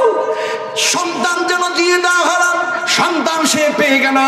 বৃদ্ধ মানুষটা খুশিতে আটখানা হয়ে আনন্দে আনন্দ আনন্দিত হয়ে সে এক আল্লাহর প্রশংসা করতে শুরু করে দিল। আলহামদুলিল্লাহিল্লাযী ওয়াহাবা লি আলাল কিবারি ইসমাঈল ওয়া ইসহাক। ইসমাইলকে পেয়ে গেলেন, ইসহাককে পেয়ে গেলেন, আর যিনি দোয়া করলেন বুড়ো মানুষ তার নাম হলো ইব্রাহিম আলাইহিস সালাতু সালাম। এবার দুনিয়া যে বুড়া করছে ওই বৃদ্ধ মানুষটাকে ঘটনা শোনায়। এক বৃদ্ধ মানুষ ছেলেদের জন্য, মেয়ের জন্য, পোতার জন্য, নাতির জন্য, সকলের জন্য দেখা যায় দুনিয়া করতে করতে করতে করতে একেবারে বুড়ো হয়ে গেছে। এখন সেই বৃদ্ধ মানুষ বলছে এই বর্ষার সময় চাষ না করলে আমার জমিগুলি সব যেন পতিত থেকে যাবে। তো ঘাড়ে নিয়েছে নাঙল। আপনারা নাঙল বলেন না হাল বলেন ভাই? হ্যাঁ, নবাব সিরাজুল্লাহ দেশের মানুষ আপনারা। আমি বাংলা, বিহার, উড়িষ্যার নবাব। কথা বুঝেন কি? আমি ইতিহাস আজকে বলবো না। মৌলানা ফজলা খায়রাবাদী, মৌলানা ইয়াহিয়া খান, মৌলানা আবুল কালাম আজাদ, আমি কি বলবো সেই সমস্ত অরঙ্গজেব, আমি কি সেই সব ইতিহাস বলে এই সময় আজকাল মজমুনটাই আলাদা। কথা বুঝেন কি? আজকাল স্টেজটাই আলাদা। আমি সেগুলি টেনে আনবো না। কথাটা বলতেছিলাম যে আপনারা হাল বলেন, নাঙল বলেন, আলহামদুলিল্লাহ, হাইয়া কাল্লা, দুটাই বলেন। কবি কিন্তু দুটা বলছে না। কবি বলছে জয়নাল ধরে হাল, অবিনাশ কাটে ঘাস। কথা বলছেন কি? কবি বলল সর্বনাশ, আমি যেন দেখা যায় জয়নালের নামটা প্রথমে আনলাম, অবিনাশের নামটা পরে আনলাম, তাও ঘাস কাটছে, তাও ঘাস কাটছে। কবিতা রচনা করা ভুল হয়ে গেছে। এখন দেখা যায় বলছে কবি আবার কবিতা আবার রচনা করতে হবে। কবিতা নতুন লিখতে গিয়ে বলল কি, আই কম বাই কম, রেলগাড়ি ঝুমঝুম, পাপি ছিল আলু দম, হাট্টি মাটিম টিম, তারা মাঠে পারে ডিম, তাদের খাড়া দুটো সিং, তারা হাঁটতে পারে। ছেলেদেরকে জিজ্ঞেস করছে পিতা মাতা কি টিউশনি মাস্টার পড়লো? কে জানে, ডিম আর সিং, ডিম আর সিং। এখন মাস্টারও বুঝে না, ছাত্রও বুঝে না। আপনারা বলেছেন হাল, আপনারা বলেছেন লালন। আল্লাহ পাক শোনাচ্ছেন, শুনুন মুসলিম শরীফের হাদিস, বিশ্বাস করুন বুখারী শরীফের মধ্যে হয়েছে, আপনারা যখন ভালো কাজ করবেন, হাফেজ বানালেন, আলেম বানালেন, হাফেজা বানালেন, মাদ্রাসা বানালেন, মসজিদ বানালেন, এরাকে ভালোবাসলেন, শরীরের যেন রক্ত ঘামানো, টাকা পয়সা, সোনা চাঁদি দিয়ে সব কিছু দিয়ে সাহায্য করলেন, যখন আপনি যেন দেখা যায় আল্লাহর স্বর্গে যাবেন, জান্নাতে যাবেন, আল্লাহ সে সময় যেন বলবেন উদখুলুহা বিসালামিন আমিন, এর মধ্যে প্রবেশ করো। আর এটা হচ্ছে যেন শান্তির জায়গা, আর এটা হলো নিরাপত্তার জায়গা। আপনাকে আল্লাহ যেন জান্নাতের মধ্যে, স্বর্গের মধ্যে প্রবেশ করায়া দিল। তারপরে যেন আপনি আল্লাহকে বলবেন আমাকে হাল দাও। নবীজি বলছেন আপনি বলবেন হাল দাও, নাঙল দাও। আল্লাহ জানবেন, তারপরও যেন হাসবেন আর বলবেন কোন বান্দার বান্দা। এই জান্নাতের স্বর্গে আসার পরও নাঙল চাই, হাল চাই। আমি সেই দিকে গেলাম না। হাল আপনারা চাইবেন, নাঙল চাইবেন, জমি চাইবেন, চাষ করতে চাইবেন। আল্লাহ বলবে বান্দা এরকম চাইছিস কেন বল, আমি তো পারি সব করতে, কেন কেন চাইস? তখন ওরা বলবে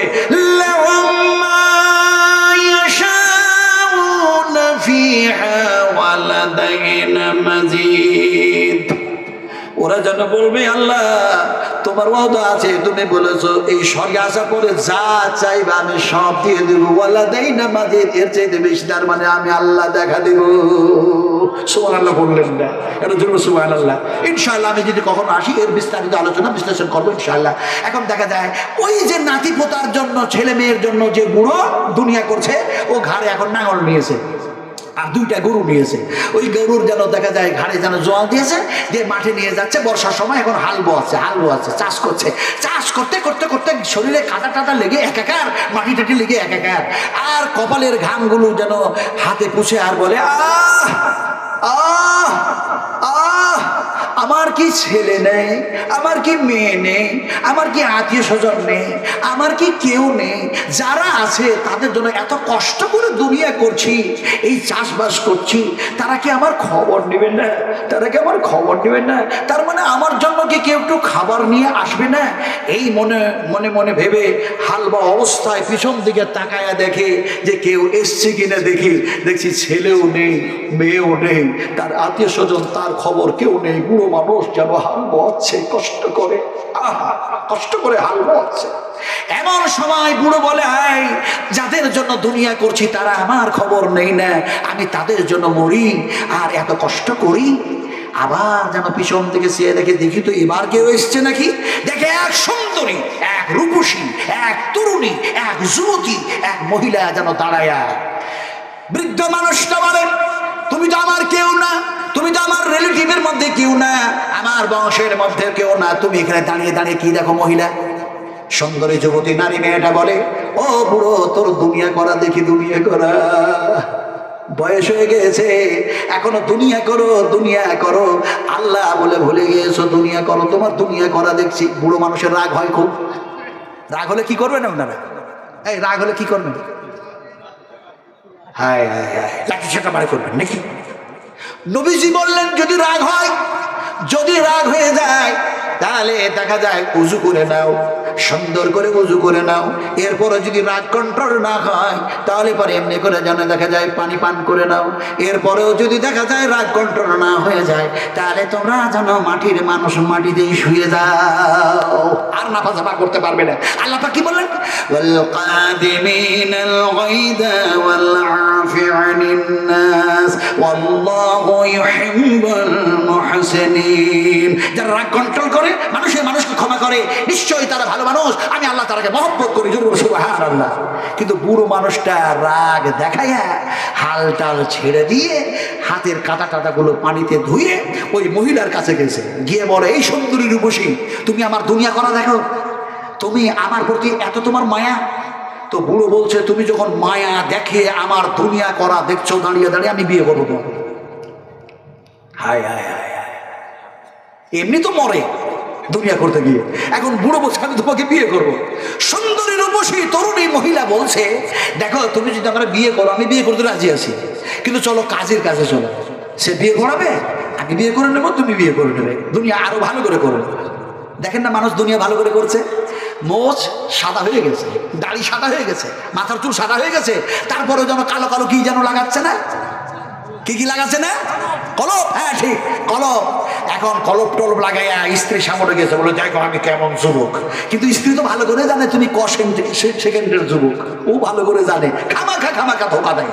নবীজি বলেছেন, খবরদার, কালো কলপ করতে পারবে না।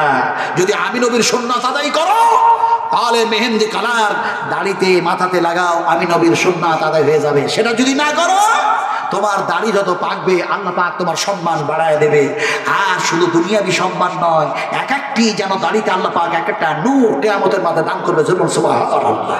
খামাখায়রা দাড়ি রং করছে, যাকে সেদিকে আমি যাবই না।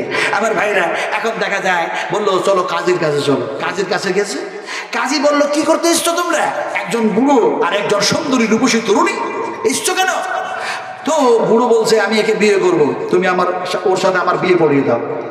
কাজী বলে, সে হলো তরুণ, বয়সটা দেখা যায় কাঁচা, এমন সময় দেখা যায় সে যেন বলে, ও বুড়ো মানুষ শোনো, এই সুন্দরী রূপসীকে তুমি বিয়ে করতে কি চাও? বলে হ্যাঁ চাই। তাকে বললো, তুমি কি চাও? বলে হ্যাঁ চাই। এমন সময় দেখা যায় কাজী বললো, শোনো বৃদ্ধ মানুষ, আমি কসম খেয়ে বলি আল্লাহর, এর সৌন্দর্য আল্লাহ পাক যা দান করেছেন, এর সৌন্দর্য তুমি বজায় রাখতে পারবে না, ফলে তুমি বিয়ে করতে পারবে না। আমি যুবক, আমি কাজী, আমি এর বিয়ে করবো। ঝগড়া শুরু করে দেবো। আজকে ঝগড়া হচ্ছে না, America, Europe, Britain, Bharat, Bangla, Pakistan, বুঝুন ভালো করে, আমি অত খুলে খুলে বলবো না, ফিলিস্তিন, ইসরায়েল ইত্যাদি ইত্যাদি, আমি কি যাবো না। ওরা ঝগড়া শুরু করলো। তো ওই সুন্দরী রূপসী তরুণী বলছে, এই বুড়ো ঝগড়া করো না, কাজী তুমি ঝগড়া করো না। ও একটা আয়াত ফিট করলো, কি বললো? সুন্দরী রূপসী তরুণী বললো, فإن تنازعتم في شيء فردوه إلى الله والرسول। তোমরা যখন কোনো সমস্যায় পড়বে, তা দিয়ে ঝগড়া না করে আল্লাহ এবং আল্লাহর রাসূলের সম্মুখীন হও। কোরআন এবং হাদিস যা ডিসিশন দেয়, যা ফয়সালা দেয়, তা মাথা নত করে মেনে নাও।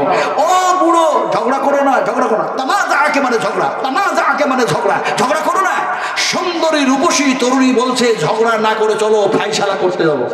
বলে কোথায় যাবে? বলে রাজার কাছে। রাজার কাছে গেছে, রাজাকে গিয়ে সব ঘটনা শোনালো। এখন রাজা বলল যে, বৃদ্ধ মানুষটা, তোমার জমি কতগুলো আছে? তুমি কত বিঘা জমির মালিক? বৃদ্ধ মানুষটা রেগে বলে, আপনি জানেন না, আপনাকে কর দিই, খাজনা দিই, সব দিই, আমি কত বিঘা জমির মালিক আপনি জানেন না? 110 বিঘা জমির আমি মালিক, তাই তো আমি বিয়ে করতে চেয়েছি। রাজা বলল শোনো, সেই আল্লাহর কসম খেয়ে বলি, এমনি করে তুমি যদি 110 বিঘা কেন, এমনি করে 100 কোটি 10 লাখ একর বিঘার জমির যদি তুমি মালিক হও, তারপরেও যেন এই সুন্দরী মেয়ের যেন সৌন্দর্য বজায় রাখতে পারবে না, ফলে পুরো তোমাকে আমি বিয়ে করার অধিকার দিতে পারবো না। কাজী বিয়ে পরে তুই ক টাকা পাস রে? এই ক টাকা পাস? তুই য টাকা পাস তোর তো নিজেরই সংসার চলে না, এই সুন্দরী রূপসীকে বিয়ে করতে চাস?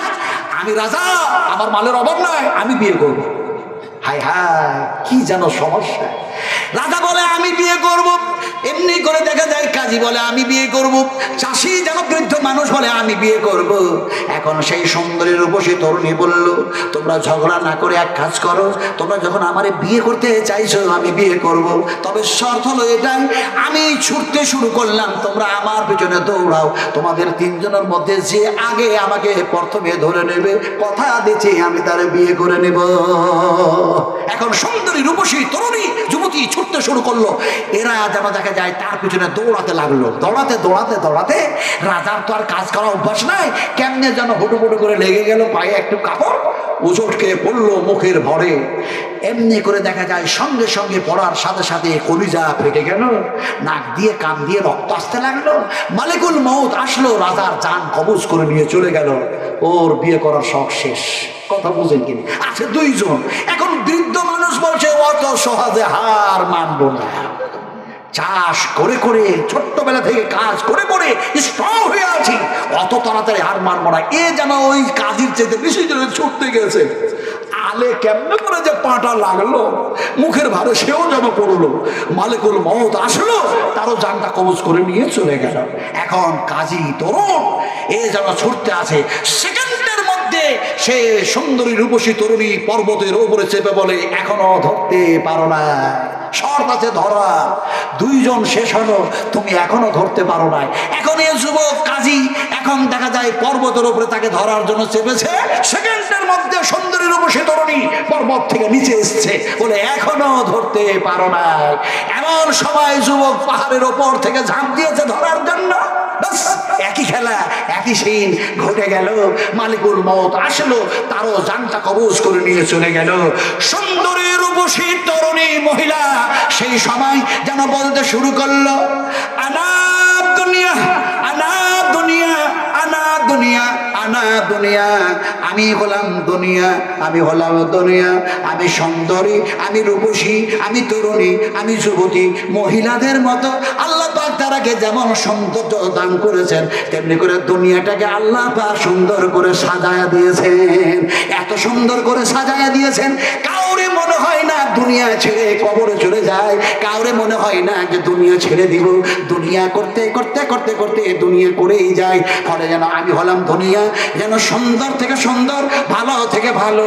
তাই আনা দুনিয়া, আনা দুনিয়া, তোমরা আমার পিছনে দৌড়াতে গিয়ে কোরআন ছেড়ে দিও না, হাদিস ছেড়ে দিও না, নবী ভুলে যেও না, আল্লাহ ভুলে যেও না, মওত ভুলে যেও না, কবর ভুলে যেও না, জাহান্নাম ভুলে যেও না, পরকাল ভুলে যেও না।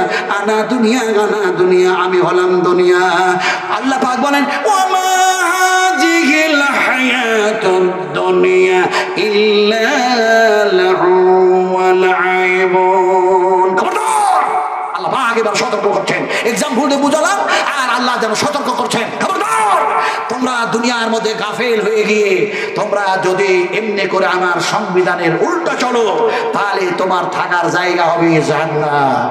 আমার ভাইরা, সোনার টুকরারা, কথা বলতে বলতে বলতে বলতে আপনাদের সামনে এমন একটা জায়গায় এসছি যে সেই জায়গায় যে কোরআনের হাফিজ, এমনি করে হাফিজা যারা হয়, আলিম আলিমা হয়, আল্লাহ পাক তাদের শানে যেন বলছেন, ইন্নামা ইয়াখশাল্লাহ মিন ইবাদিহিল উলামা। আল্লাহ পাক যেন বলছেন, সবচেয়ে যদি আমাকে ভয় করে, সবচেয়ে বেশি যদি টাকা হাঁকা করে, তারা হচ্ছে আলিমে দ্বীন, তারা হচ্ছে আলিমে দ্বীন, তারা হচ্ছে আলিমে দ্বীন। আপনারা যারা এসছেন, মাদ্রাসার সঙ্গে মহব্বত, ওলামাদের সঙ্গে মহব্বত, ইমামের সঙ্গে মহব্বত, মাদ্রাসার শিক্ষকের সঙ্গে মহব্বত, এক কথায় কাঁধে কাঁধ লাগিয়ে যদি আপনি দিনের কাজ করেন, আল্লাহর কসম খেয়ে বলি, আল্লাহর পক্ষ থেকে আপনাদের কাছে যেন রহমত আর বরকত আসমান ফেটে নাজিল হবে। সুবহানাল্লাহ। কেমনে বুঝাবো?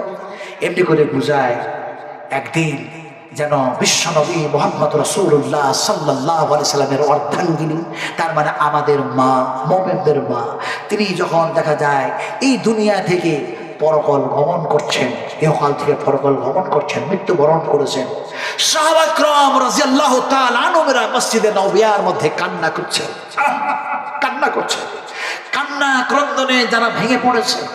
এমন সময় মা আয়েশা দেখা যায় জানাজা নামাজের ইমামতি কে করবে খুঁজতেছে, মানুষ খুঁজতেছে।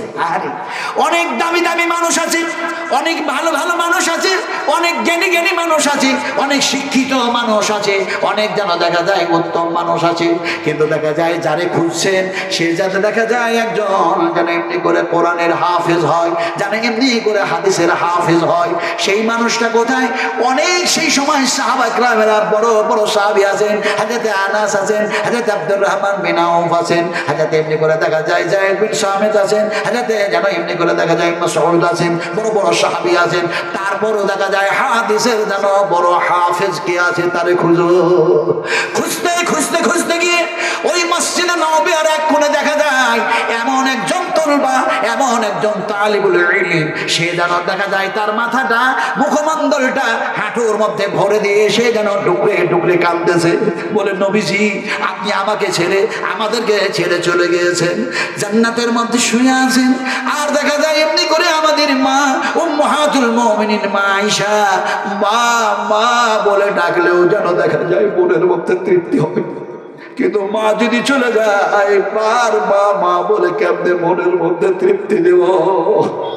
যাদের মা আছে মায়ের সেবা করবেন, আব্বা আছে আব্বার যত্ন করবেন, স্নেহ করবেন, ভালোবাসা দিবেন। কোনটা যে হাদিস আমি বয়ান করবো আমার মাথায় হাদিস গিজ গিজ করছে, কোনটা বলি? একজন যেন তরুণ যুবক, সে যেন দেখা যায় জিহাদের ময়দানে যাওয়ার জন্য কাতারে দাঁড়ায়া লাইনে দাঁড়ায়া নবীজি বললেন তুমি কোথায় যাবে সাহাবী? যুবকটা বললো ইয়া রাসূলুল্লাহ আমি জিহাদের ময়দানে যাব, আল্লাহর নৈকট্য লাভের উদ্দেশ্যে গিয়ে আমি যেন দেখা যায় শহীদ হয়ে যাব। নবীজি বললেন তোমার কেউ নাই? ওই সাহাবীটি বললেন দুইজন ছিল, একজন পিতা একটি যেন মাতা, তার মধ্যে পিতা যেন অমুক জিহাদের ময়দানে শহীদ হয়ে গিয়ে আল্লাহর কাছে জমা হয়ে গিয়েছেন। এ সময় দেখা যায় আমার মা আছে, আমার যেন মা আছে, আমার সে মায়ের বয়স হয়ে গিয়েছি, ফলে যেন আমি আর থাকতে চাই না, আব্বার কাছে গিয়ে সেই আল্লাহর কাছে গিয়ে জমা হয়ে যেতে চাই। নবীজি বললেন জিহাদের ময়দানে যাওয়া লাগবে না, জিহাদের ময়দানে যাওয়া লাগবে না, বাড়ি ফিরে যাও আর তোমার মায়ের খিদমত করো, সেবা করো। আমি রাসূলুল্লাহ বলছি যে জান্নাতের আশায় তুমি ওই জায়গায় যেতে চাইছিলে সেই জান্নাত যেন তোমার মায়ের দুই পায়ের নিচে যেন আল্লাহ রেখে দিয়েছে। এটা আমি বাংলায় বললাম। ইমাম বুখারী রাহমাতুল্লাহ আলাইহি বুখারী শরীফের মধ্যে বিশ্বনবীর এই কথাটাকে কোট করে দেওয়া হয়েছে। ভাষাগুলি কি শোনো, আল্লাহ নবী বললেন ইজহাব ইজহাব ইজহাব ইজহাব, বাড়ি ফিরে যাও, বাড়ি ফিরে যাও, ফাকরিমহা ফাকরিমহা ফাকরিমহা, তোমার মাতা পিতার সম্মান করো, ইজ্জত করো, খিদমত করো, সেবা করো, যত্ন করো। ফাইন্নাল জান্নাতা তাহতা রিজলাইহা, নবীজি বললেন সেই জান্নাত যেন তোমার মায়ের দুই পায়ের নিচে আল্লাহ রেখে দিয়েছে। আইরে আমরা মায়ের খিদমত করি, আব্বার খিদমত করি না। যে মা পেটের মধ্যে রেখে এত আদর করল, কত কষ্ট করলো, মারে খেতে দিই না। দুনিয়া করতে করতে মা, হাই মা, যা ঋণ শোধ করা যাবে না। আমরা সবাই মিলে বলি রব্বিরহামহুমা কামা রাব্বায়ানি সাগীরা, সবাই মিলে বলুন রব্বিরহামহুমা কামা রাব্বায়ানি সাগীরা রব্বিগফিরনি ওয়ালিওয়ালিদাইয়া ওয়ালিল মুমিনিনা ইয়াওমা ইয়াকুমুল হিসাব। আমার ভাইরা, যে কথাটা আমি বলতেছিলাম সেই তোলবা যেন কাঁদতেছে, হাদিসের হাফেজ যেন কাঁদতেছে। তাকে গিয়ে বলল তুমি কান্না করো, মা মা উম্মাহাতুল মুমিনিন আয়েশা, তিনার জানাজার ইমামতির দায়িত্ব তোমারই দেওয়া হলো, তোমারই ইমামতি করতে হবে আজ। আল্লাহু আকবার। সহিহ হাদিস বয়ান করছে, বিশ্বাস করো, যে তলবা হচ্ছে হাদিসের হাফেজ, তিনি অন্য কেউ না, তিনি হলেন হযরত আবু হুরায়রা রাদিয়াল্লাহু তাআলা আনহু। সুবহানাল্লাহ। আমি যখন জান্নাতুল বাকিয়ার মধ্যে গেলাম তখন দেখলাম 10,000 সাহাবী শুয়ে আছেন। আর দেখা যায় মা আয়েশার কবর, হযরত ওসমান গনির কবর, আর দেখা যায় অন্যান্য পৃথিবীর মানুষের কবর জান্নাতুল বাকিয়ার মধ্যে। আমি সেখানে যখন গেলাম তখন মনে পড়ে গেল নবীজির হাদিস, মনে পড়ে গেল এই জায়গারই কথা তো নবী বলেছেন, এই জায়গাটার কথাই বলেছেন যে 70,000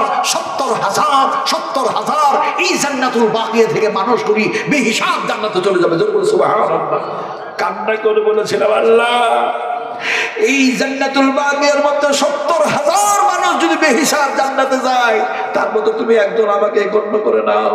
যেহেতু নবীর এটা কথা, নবীর কথা কখনো মিথ্যা নয়, নবীর কথা হচ্ছে সত্য।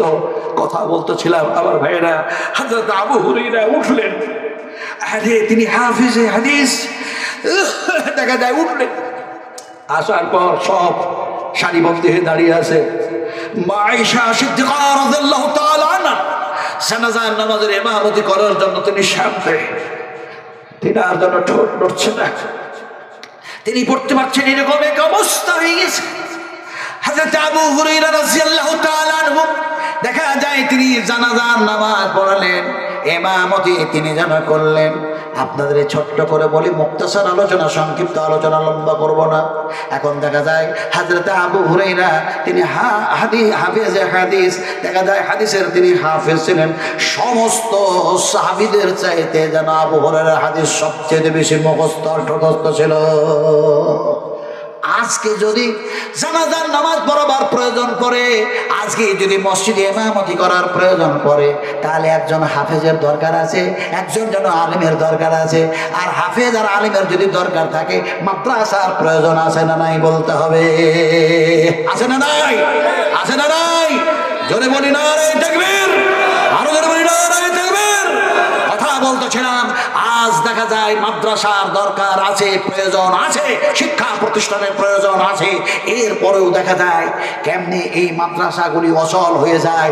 এর জন্য কিছু এই মাদ্রাসা শত্রু আছে না নাই? নবীর দুশ্মন আছে না নাই? আছে তো। আমরা নবীর দুশ্মন হয়ে নয়, বিশ্ব নবীর হাতের পানি পান করে জান্নাতে যেতে চাই, বলুন ইনশাআল্লাহ। আরো ধরুন ইনশাআল্লাহ। কথা বলতে বলতে বলতে বলতে হয়তো রাত্রে এখন 9টা বাজে মনে হয় নাকি ভাই? হ্যাঁ হ্যাঁ, 10টা বাজতে যায়। আমি মুসাফির, আমি বারবার ড্রাইভার আমার মিস কল দিচ্ছেন। আমি তো বুড়ো মানুষ, ট্রেনে বাসে যাতায়াত করতে পারি না। আমার ড্রাইভার বলছে, হুজুর প্রতিদিন আর কত বলবেন, কত বলবেন? নবীজি বললেন, শোনো কম, বলো কম, আমল করো। তাও বললেন না, শুধু বেশি উত্তম আমল করো বেশি। জোরে বলো সুবহানাল্লাহ। আমল করো না, নবীজি বলেন উত্তম আমল, যেগুলি ভালো আমল সেগুলি বেশি বেশি করে করো। লাস্ট একটা হাদিস, এই মজমুনটাকে ফিনিশিং, আনকমপ্লিট মজমুন, অসম্পূর্ণ বিষয়বস্তু রেখে বিদায় নিতে হচ্ছে, যেহেতু রাত্রি 10টা বাজতে যাচ্ছে। তো লাস্টে একটা হাদিস বয়ান করে আমি দোয়া করবো ইনশাআল্লাহ, চলে যাবো। কথাটা বলতেছিলাম কি, যে বিশ্ব নবী মুহাম্মদ রাসূলুল্লাহ সাল্লাল্লাহু আলাইহি সাল্লামের কাছে একটা দেহাতি মানুষ আসলো। আপনারা টাউনের মানুষ আর একটা পল্লী গ্রামের মানুষ কোথা থেকে যেন আসলো, এসে যেন বললো, আসসালামু আলাইকা ইয়া রাসূলুল্লাহ। আপনারা নবীকে সালাম দেন না? দেন তো। কাউরি মনে সাহস হয় না, তাই তো। নবীকে আবার সালাম কি দেবে? আরে নবীকে সালাম না দিলে একজন মুমিনের রাত গত হয় না, দিন গত হয় না, ওকে সালাম দিতে হবে। আপনি মক্কায় যান চাই না যান, মদিনায় যান চাই না যান, সালাম দিতেই হয়। কেমনে হয়? আপনি যেন সুন্নাত নামাজ শুরু করে দেন, অথবা নফল, অথবা বেতর, অথবা ইশরাক, অথবা চাস্ত, অথবা তাহাজ্জুদ, অথবা ফরজ। এখন তাসাহুদে বসে গিয়েছেন, আর বসে গিয়ে যেন বলছেন, আত-তাহিয়াতু লিল্লাহি ওয়াস-সালাওয়াতু ওয়াত তাইয়্যাবাতু আসসালামু আলাইকা আইয়ুহান নবী। বুখারী শরীফ হাদিস। আপনারা আসসালামু আলাইকা আইয়ুহান নবী, নবীকে সালাম দিলেন না দিলেন না?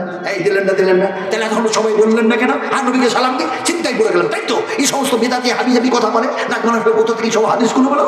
আরে কুল্লু বিদআতিন দালালা ওয়া কুল্লু দালালাতিন ফিন-নার। কোনটা বেদাতে জালালা, কোনটা বেদাতে গান্নি করে যেন পথভ্রষ্ট, কোনটা বেদাতে হাসানা, ইত্যাদি ইত্যাদি আলোচনা করলে 4 ঘন্টা আপনাদের সামনে কমপক্ষে আমাকে আলোচনা করতে হবে। ফলে বিশ্বনবী মুহাম্মদ রাসূলুল্লাহ সাল্লাল্লাহু আলাইহি সাল্লামকে সালাতের মধ্যে সালাম দিতে হয় না, হয় না? বলো, হয় না, হয় না? ফলে ভালো করে শুনুন, সেই লোকটি আসলো পল্লী গ্রামের মানুষ, এসে বলছে আসসালামু আলাইকা ইয়া রাসূলুল্লাহ। নবীজি খেজুর খেলেন। কি খেলেন বলে? খেজুর। আপনারা খেজুর খান না? কটা খান? 1টা 2টা 5টা 4টা, যেমন মন তেমন, যেমন মন তেমন। যখন খেজুর খাবেন একটি হাদিস মনের মধ্যে রেখে দিবেন, এমনি করে কল্পনা জল্পনা করবেন নবীর সুন্নাত আদায় করবো না নবীর নাফরমানি করবো। খেজুর তো খাচ্ছি, কিন্তু নবীর সুন্নাত আদায় করবো না নবীর নাফরমানি করবো, কোনটা করবো? এই নিয়ত নিয়ে যদি খেজুর খেতে যান তাহলে পরে সেই হাদিস মনে পড়ে যাবে, আর যেন নবীর সুন্নাতটা আদায় হয়ে যাবে। আল্লাহ নবী যেন একটি খেজুর যেন খান, আর যদি প্রয়োজন থাকে আর খেজুর যদি থাকতো তাহলে 3টি খেতেন। কারণ যে নবী বলেছেন আল্লাহ হলো বিজোর, আর আল্লাহ পাক বিজোরকে ভালোবাসেন। জোরে বলুন সুবহানাল্লাহ। নবীজি শুধু বলেন নাই, যেন কাজে কামে যেন করে দেখিয়ে দিয়েছেন, আমল করে। সুবহানাল্লাহ সুবহানাল্লাহ।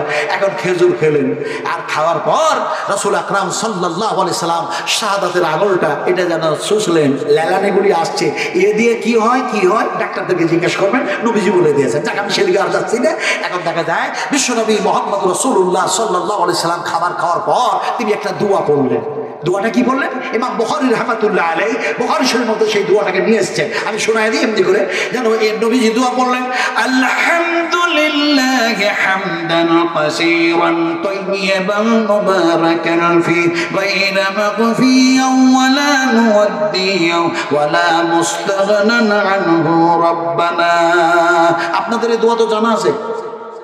জানা আছে তো? নাই, সব কালকে মাদ্রাসায় ভর্তি হন, সব ভর্তি হয়ে যান। কোনটা যে হাদিস বলবো? মুসলিম শরীফের হাদিস, বুখারী শরীফের হাদিস।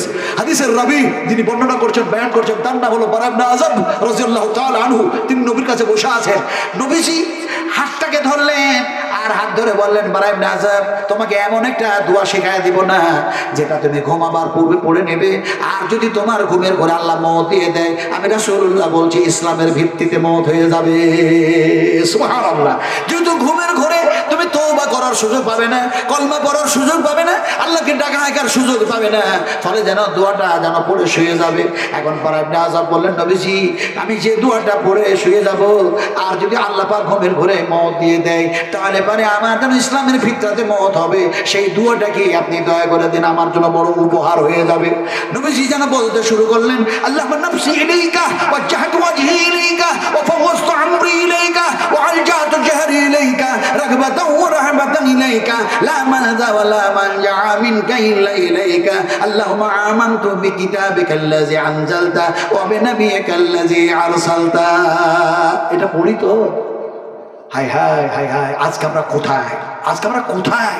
আমাদের শিক্ষা, আমাদের সেই সৌন্দর্য, আমাদের সেই আদর্শ আজ কোথায় আমরা হারিয়ে ফেলেছি? ভাই কথা বলতেছিলাম, উনি এসে যেন সালাম দিলেন, আসসালামু আলাইকা ইয়া রাসূলুল্লাহ। নবীজি আপনি এত বেশি কিছু শোনাবেন না, অল্প শুনে যাতে আমল করতে পারি, আল্লাহর যাতে জান্নাত লাভ করতে পারি, এই ধরনের কিছু কলিল কলিল কলিল কম কম কম এরকম কিছু আমাকে হাদিস আপনি শোনান, আপনি কথা শোনান। আল্লাহর নবী সে সময় বললেন, এই আল্লাহর বান্দা, এই আল্লাহর বান্দা, এই আল্লাহর বান্দা, এক আল্লাহর সঙ্গে শিরক করো না, এক আল্লাহর সঙ্গে শিরক করো না, ইন্না শিরকা লাযুলমুন আযীম। খবরদার, এই গুনাহ হচ্ছে সবচেয়ে বড়। খবরদার, এক আল্লাহর সঙ্গে এমনি করে কাউকে শরীক করো না। এই আল্লাহর বান্দা, এই আল্লাহর বান্দা, ফরজ সালাত, ফরজ সিয়াম, ফরজ নামাজ, ফরজ রোজা ছেড়ে দিও না, ছেড়ে দিও না, ছেড়ে দিও না, ছেড়ে দিও না। এই আল্লাহর বান্দা, এই আল্লাহর বান্দা, এই আল্লাহর বান্দা, যাকাত দেওয়া বন্ধ করো না, বন্ধ করো না। তিনটা কথা নবীজি বলে দিলেন, ব্যাস, খুব কম কথা বললেন।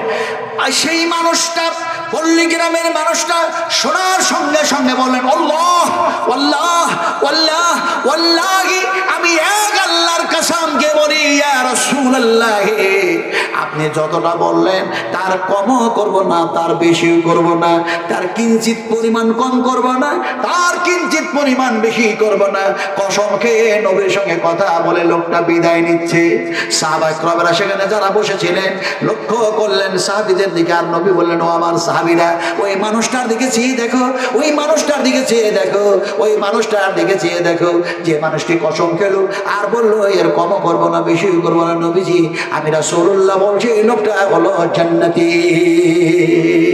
আমরাও যদি নবীর কথা মোতাবেক যদি আমাদের জীবন বাস্তবায়ন করি, তার কমও না করি, তার বেশিও যদি না করি, নবী যতটা বলেছেন ততটাই যদি করি, আমরাও জান্নাতি হব, বলুন ইনশাআল্লাহ।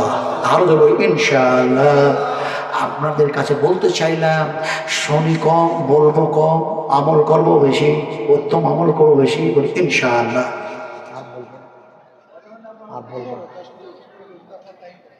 কত?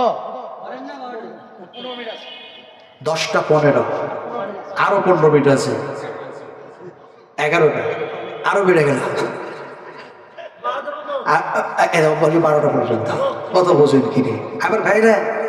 আল্লাহ আল্লাহ রাসূলের কথাগুলি শুনতে শুনতে আর বলতে বলতে দেখা যায় শুনতেই মন যায়, বলতেই মন যায়। কথা বোঝেন কিনে?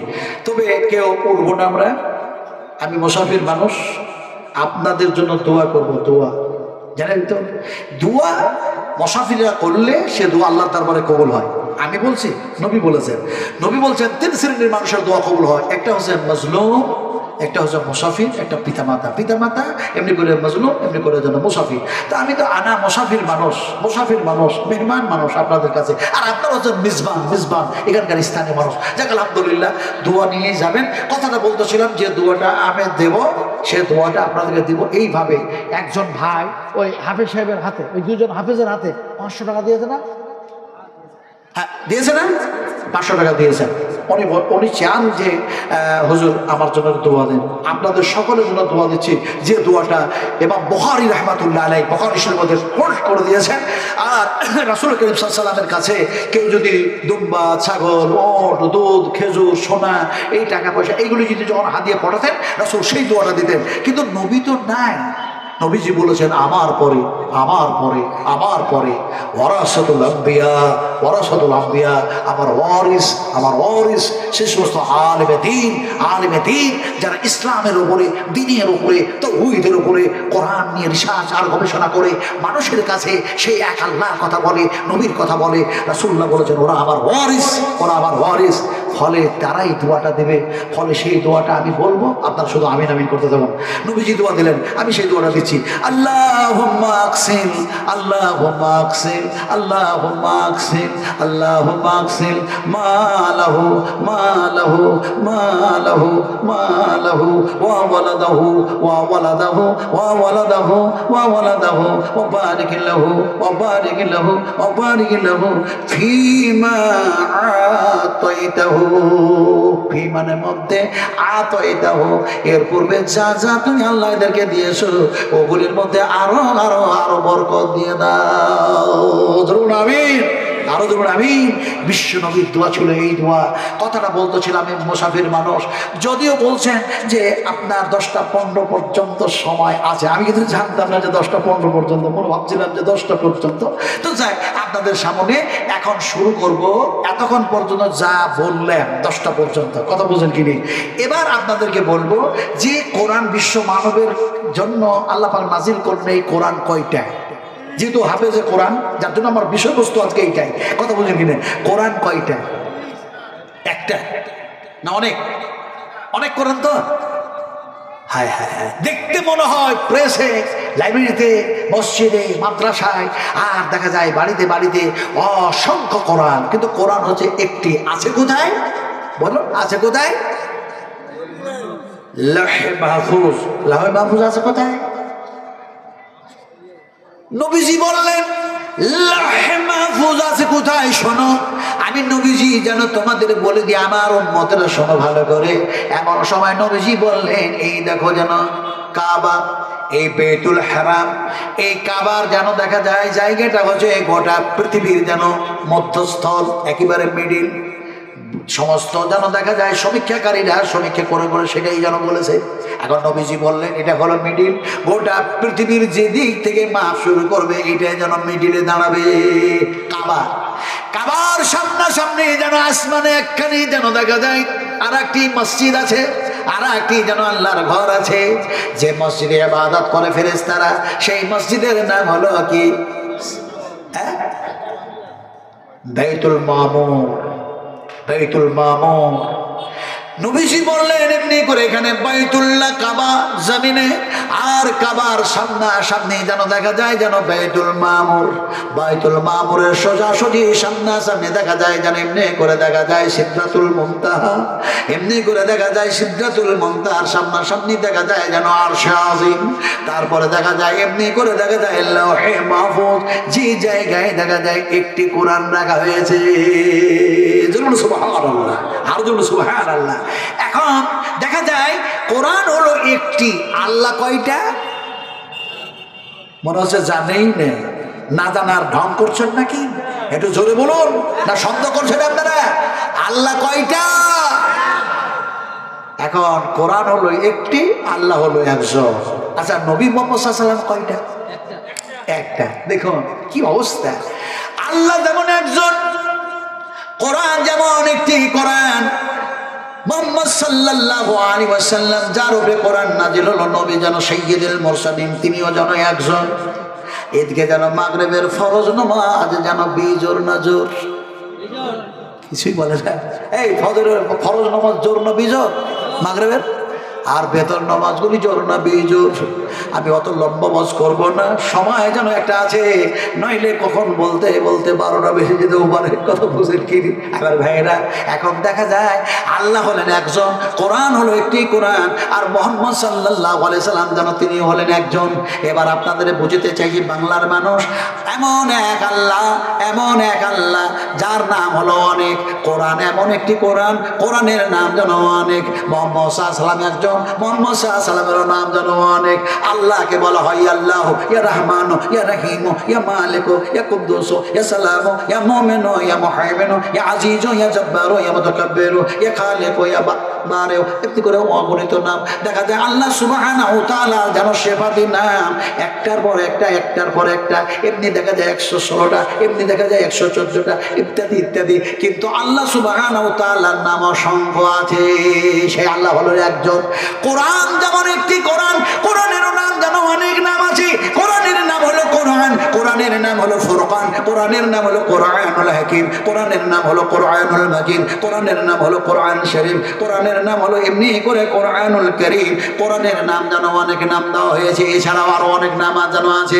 মুহাম্মদ সাল্লাল্লাহু আলাইহি সাল্লামের উপরে কোরআন নাযিল হয়েছে। মুহাম্মদ সাল্লাল্লাহু আলাইহি সাল্লামের নাম যেন অনেক নাম আছে। মুহাম্মদ সাল্লাল্লাহু আলাইহি সাল্লামের নাম হলো মুহাম্মদ, মুহাম্মদ সাল্লাল্লাহু আলাইহি সাল্লামের নাম হলো আহমদ, মুহাম্মদ সাল্লাল্লাহু আলাইহি সাল্লামের নাম হলো মুস্তাফা, মুহাম্মদ সাল্লাল্লাহু আলাইহি সাল্লামের নাম হলো মুস্তাফা, মুহাম্মদ সাল্লাল্লাহু আলাইহি সাল্লামের নাম হলো সাইয়্যিদুল মুরসালিন, মুহাম্মদ সাল্লাল্লাহু আলাইহি সাল্লামের নাম হলো রাসূলুল আমিন, মুহাম্মদ সাল্লাল্লাহু আলাইহি সাল্লামের নাম হলো রাসূলুল কারীম, মুহাম্মদ সাল্লাল্লাহু আলাইহি সাল্লামের নাম হলো রাহমাতাল লিল আলামিন। এছাড়াও নবীর নাম হলো সাহেব। নবীর নাম কি বললাম? নবীর নামটা যদি সাহেব না হতো, পৃথিবীর কোন মানুষ আজকে টাইটেল খুঁজে পেত না। এসডিও সাহেব, ডাক্তার সাহেব, মাস্টার সাহেব, এসপি সাহেব, এই সাহেব শব্দ খুঁজে পেত না। আল্লাহ পাক বলছেন মা দাল্লা সাহিবুকুম ওয়া মা গাওয়া ওয়া মা ইয়ানতিকু আনিল হাওয়া। আল্লাহ পাক বলেন তোমাদের কাছে যে নবী প্রেরণ করলাম, একে আমি সাহেবের লাকাব দান করে দিলাম। এই সাহেব যা ডিসিশন দেয়, যা ফয়সালা দেয়, আমি আল্লাহর সেটাই হলো ফয়সালা। ধরুন সুবহানাল্লাহ, আরো ধরুন সুবহানাল্লাহ। ফলে নবীর নাম যেমন অনেক, কোরআনের নাম যেমন অনেক, আল্লাহর নাম যেমন অনেক, তেমনি করে দেখা যায় এমন এক আল্লাহ, এমন একটি কিতাব, এমন এক গুণের নবীর উপরে নাজিল করলেন যে নবীর গুণাগুণ গুণাবলী অসংখ্য। নবীর যত গুণ আছে তার মধ্যে একটি গুণের কথা আলোচনা করি। যেমন আপনারা বসে আছেন, সাহাবায়ে কেরাম রাদিয়াল্লাহু তাআলা আনহুরা বসে আছেন, নবীর কথাগুলি শুনছেন। শুনতে শুনতে হঠাৎ রাসূলের যেন আসলো, যেন ছিক আসলো। ছিক আমরা বুঝি তো, ছিক ওই নাকটা শুশুর করলে এক করে একটা শব্দ হয় না, ছিক বলে। হ্যাঁ, এই দেখেন ভালো বাংলা বলে দেবেন, হাঁচি। হাঁচি, জি হ্যাঁ, হাঁচি। আর ওই পুকুরে আপনার ফাতা বংশী নিয়ে এমনি করে যেন মাছ ধরতে যায়, ওটাকে কি বলেন আপনার? ছিপ। সর্বনাশ, হায় রে আল্লাহ, ছিপ বলেন তো। আপনি যদি ওই কি বলে বীরভূমের একটা লাস্টের দিকে সারাফুলি টারাফুলি কি কি যেন আছে, তো ওই দিকে যদি যান, যে ওনাকে যদি বলেন বীরভূম জেলার ওই শেষ প্রান্তে গিয়ে যে মাছ ধরবো ছিপ দাও, ওরা ছিপ বলে না, ওরা বলে কি ডাঁড়া দাও, ডাঁড়া ডাঁড়া, মাছ ধরবো ডাঁড়া দাও, ডাঁড়া ডাঁড়া। তো ডাঁড়া লোটা ডাঁটি ডাঁড়া না পুঁয়ের ডাঁটি ডাঁড়া? এখন আমি বলে দিয়েছি ছিপ, আপনারা বলছেন হাঁচি, ওরা বলছে ডাঁড়া, আপনারা বলছেন ছিপ। कोई देश का बोली, कोई देश का गाली भी हो सकता है, কিন্তু এগুলো গালি নয়, এক একটা আঞ্চলিক মানুষের ভাষা। এখন দেখা যায় আপনাদের ভাষাতে ওয়াজ করি, বিশ্ব নবীর যেন হাঁচি আসলো। নবীজি সেগুলোর সঙ্গে বললেন আলহামদুলিল্লাহি রাব্বিল আলামিন। নবীর মুখ দিয়ে বাইর হয়ে গেল, সঙ্গে সঙ্গে দেখা যায় আল্লাহর হাবিব যেন আকাশের দিকে দৃষ্টি উঁচু করে দিলেন, চোখ যেন উপর দিকে করে দিয়েছেন। সাহাবা কেরাম রাদিয়াল্লাহু তাআলা আনহুরা বলেন নবী নয় হাঁচি আসলো, আল্লাহ নয় প্রশংসা করলেন। কিন্তু আকাশে কি হলো যে নবী চোখ দিয়ে যেন চেয়ে চেয়ে চেয়ে চেয়ে দেখতে শুরু করলেন। কি হলো? এমন সময় যেন দেখা যায় সাহাবীদের মধ্যে কেউ যেন বললেন ইয়া রাসূলুল্লাহ, হাঁচি আসলো।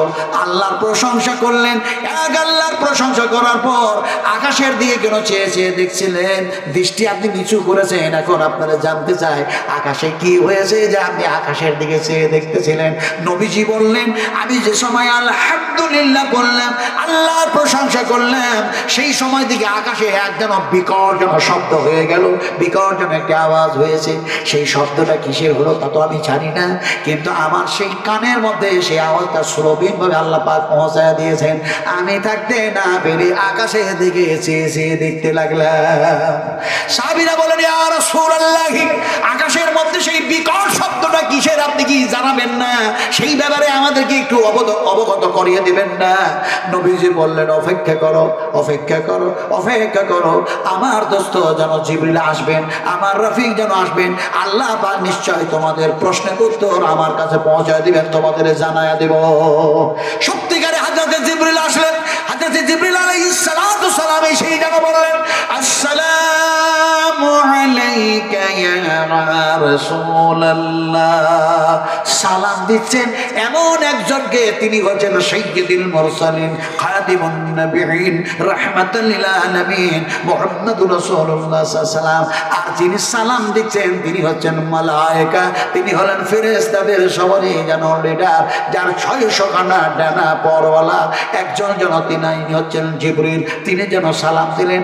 আসলে এখানে একটা কথা বলবো, আমরা কি সালাম বাড়িতে দেই না? দেই না? সালাম দেন তো?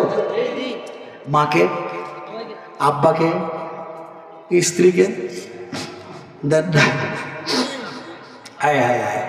হ্যাঁ দেই, দেওয়ার সংখ্যাটা কম। মাকে সালাম দেয় না, স্ত্রীকে সালাম দেয় না। শ্বশুর আব্বাজি আসসালামু আলাইকুম, শ্বশুর আব্বাজি হায় হায় হায় হায় হায় হায় হায়। শ্বশুরের সাথে সম্পর্ক রাখতে হবে, তার সাথে ভালো ব্যবহার করতে হবে, কিন্তু ওটা তোমার আব্বা নয়। রাসূলুল্লাহ বলেছেন তোমার জন্মদাতা নয়, তোমাকে আদর স্নেহ সে করে নাই, আব্বা বলা যাবে না। হাদিসে নিষেধ আছে, আব্বা বলা যাবে না। আব্বা হচ্ছে সেই যে যার রক্তের সাথে তোমার সম্পর্ক, আর দেখা যায় তার খিদমত সেবা করার জন্য আল্লাহ পাকের অর্ডার আছে। আল্লাহ পাক বলেছেন ওয়াকাযা রাব্বুকা আল্লা তা'বুদু ইল্লা ইয়্যাহু ওয়া বিল ওয়ালিদাইনি ইহসান।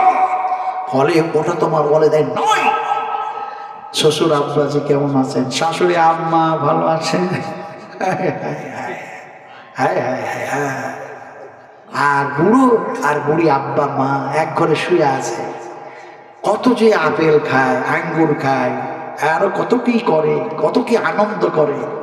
বিশ্ব নবীজি বললেন, ও সোনার টুকরারা, আমার উম্মতেরা, মায়ের সামনে যাবে, তোমার আব্বার সামনে যাবে, আমি রাসূলুল্লাহ বলছি, তোমার মায়ের সামনে গিয়ে সালাম দেবে, আর তোমার মায়ের মুখটা যতবার দেখবে, আর তোমার মা হাসবে, তোমার আব্বা হাসবে।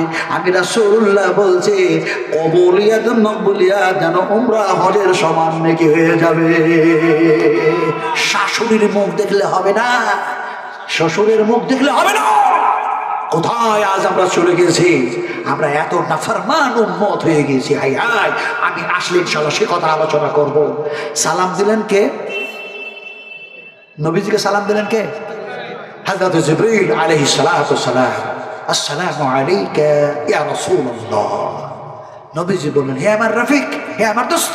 হাঁচি আসলো, প্রশংসা করলাম। আকাশে এত বিকট শব্দ কিসের হলো, যেটা আস্তে করে আমার আল্লাহ আমার কানের মধ্যে পৌঁছায় দিলেন। হযরত জিবরিল বললেন, ইয়া রাসূলুল্লাহ, ইয়া আল্লাহর রাসূল, যে সময় আপনি যেন হাঁচি আসলো আপনার, আর আপনি যেন দেখা যায় এমনি করে আল্লাহর প্রশংসা করলেন, ঠিক যেন দেখা যায় প্রথম মানুষ যাকে আল্লাহ পাক বানিয়েছিলেন আদম, যেন দেখা যায় তারও হাঁচি এসেছিল, সেও যেন আলহামদুলিল্লাহ পড়েছিল, আল্লাহ তার জবাবে যেন এইভাবে বলেছিল, ইত্যাদি ইত্যাদি শোনাতে শোনাতে শোনাতে শোনাতে এবার যেন জিবরিল বলছেন, শুনুন, আপনি যখন এরকম বললেন, আল্লাহ সুবহানাহু ওয়া তাআলা এমনি করে সৃষ্টির মধ্যে থেকে আকাশ সৃষ্টি করেছেন যতদিন, এর পূর্বে যেন কখনো সেই গেট খোলা হয় নাই, কিন্তু আকাশে অনেক গেট আছে, তার মধ্যে একটা গেট যেন খুলে দেওয়া হয়েছে। যখন আপনি ওই কথা বললেন, গেট খুলে দেওয়া হলো, গেট খুলতে গিয়ে যে স্লোপিন আওয়াজ, যে শব্দটা, সেটা আপনার কর্ণের মধ্যে পৌঁছে দেওয়া হয়েছে। আর ওই গেট দিয়ে আমি জিবরিল আর সহকর্মী ফেরেশতারা আসলো, আর যেন সেই গেট দিয়ে দেখা যায় শুধু আমি আসলাম না, ফেরেশতা আসলো না, বরং দেখা যায় আপনার জন্য একটা উপহার আনা হয়েছে, শুধু আপনার জন্য নয়, আপনার উম্মতের জন্য উপহার আনা হয়েছে। নবীজি বললেন, আমার রফিক, আমার দোস্ত, দেখা যায় এমনি করে যেন দেখা যায় ওই আকাশে কি গেট আছে নাকি?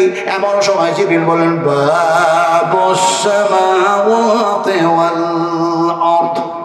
বাপকে মানে হলো দরওয়াজা, বাপকে মানে হলো গেট, বাপকে মানে হলো গেট, সামাকে মানে হলো আকাশ, আরকে মানে হলো জমিন। এখন দেখা যায় তোবার গেট কোনটা, রহমতের গেট কোনটা, ইস্তেগফারের গেট কোনটা? গেটের ওপরে যদি আলোচনা করা যায় অনেক সময় চলে যাবে, আমি সেদিকে যাব না। কথাটা বলতেছিলাম, এমন সময় উপহার নিয়ে আসা হয়েছে ওই গেটটা দিয়ে, আর গেটটা আবার যেন পুনরায় আল্লাহ পাক বন্ধ করে দিয়েছেন। দুনিয়া ধ্বংস হওয়ার পূর্বে আর সেই গেট আল্লাহ পাক খুলবেন না, সেই গেটটা খোলা হবে না। সেই গেটটা কেমন?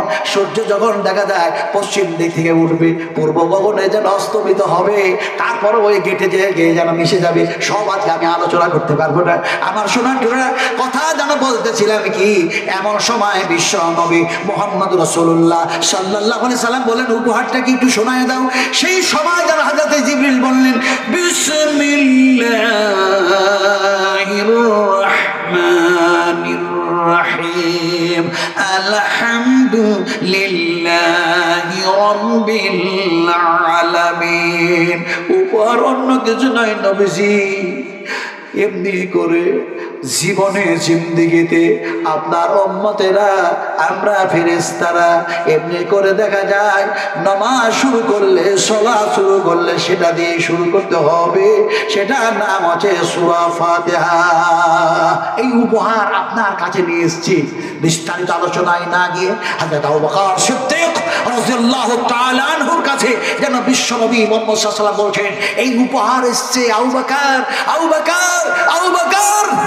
আবু বকর দেখা যায় সে সময় সাহাবায়ে কেরামদের সংখ্যা কম হলেও, সে সময় মুসলিমদের সংখ্যা কম হলেও আল্লাহ পাক সুবহানাহু ওয়া তাআলা এখন মুসলিমদের সংখ্যা অনেক বেশি করে দিয়েছেন। নবীজিকে বলছেন, আবু বকরকে বলছেন, ওয়াজকুরু ইজ আনতুম কালিলুম মুস্তাজআফুনা ফিল আরদ تخافون أن يتخطفكم الناس فآواكم وأيدكم بنصره ورزقكم من الطيبات لعلكم تشكرون। ইনশাআল্লাহ আমি যদি কখনো আসি তাহলে এই আয়াত এই শব্দের আমি বিস্তারিত আলোচনা করবো তাফসীর থেকে ইনশাআল্লাহ। আজকে আমি পারলাম না, কথাটা বলতেছিলাম যে আল্লাহ পাক বললেন স্মরণ করো তোমাদের সেই পূর্বেকার কথা যখন তোমরা সংখ্যায় কম ছিলে। সুবহানাল্লাহ। আমরা এখন সংখ্যায় কম না বেশি? টাইম মনে হয় শেষ হয়ে গেছে। হ্যাঁ, শ্বশুর আর আব্বা, শ্বশুর আব্বাকে কি বলে ডাকবে? হায় হায় হায় হায়।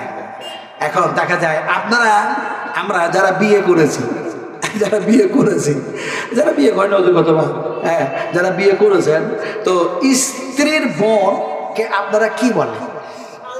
হ্যাঁ, শালি। সর্বনাশ, মানুষ বলছে শালি বলে। আর আপনার স্ত্রীর ভাইকে শালা। হায় হায়, দেখেন কোথায় আমরা কি ভাষা শিখিয়েছি। আরে নবীজি মুহাম্মদ রাসূলুল্লাহ সাল্লাল্লাহু আলাইহি ওয়াসাল্লাম তিনা যেন দেখা যায় মা ফাতেমার বিয়ে দিলেন হযরত আলী কাররামাল্লাহু ওয়াজহুর সঙ্গে। হযরত আলী কখনো নবীকে একবারও বলে নাই শ্বশুর আব্বাজি। বলেছেন? বলেন নাই। দেখা যায় এমনি করে হযরত ওসমান গনি রাদিয়াল্লাহু তাআলা আনহু তিনি যেন দেখা যায় নবীর মেয়ের দুইবার যেন তিনি যেন জমায়। কথা বুঝেন কিনি? একবারও নবীকে শ্বশুর আব্বাজি বললেন না। আল্লাহ পাক বলছেন, কি বলছেন, কি বলতে হবে শোনো। আল্লাহ পাক এই বলে আমি শেষ করবো, কিন্তু যত বলবেন একটা কথা আছে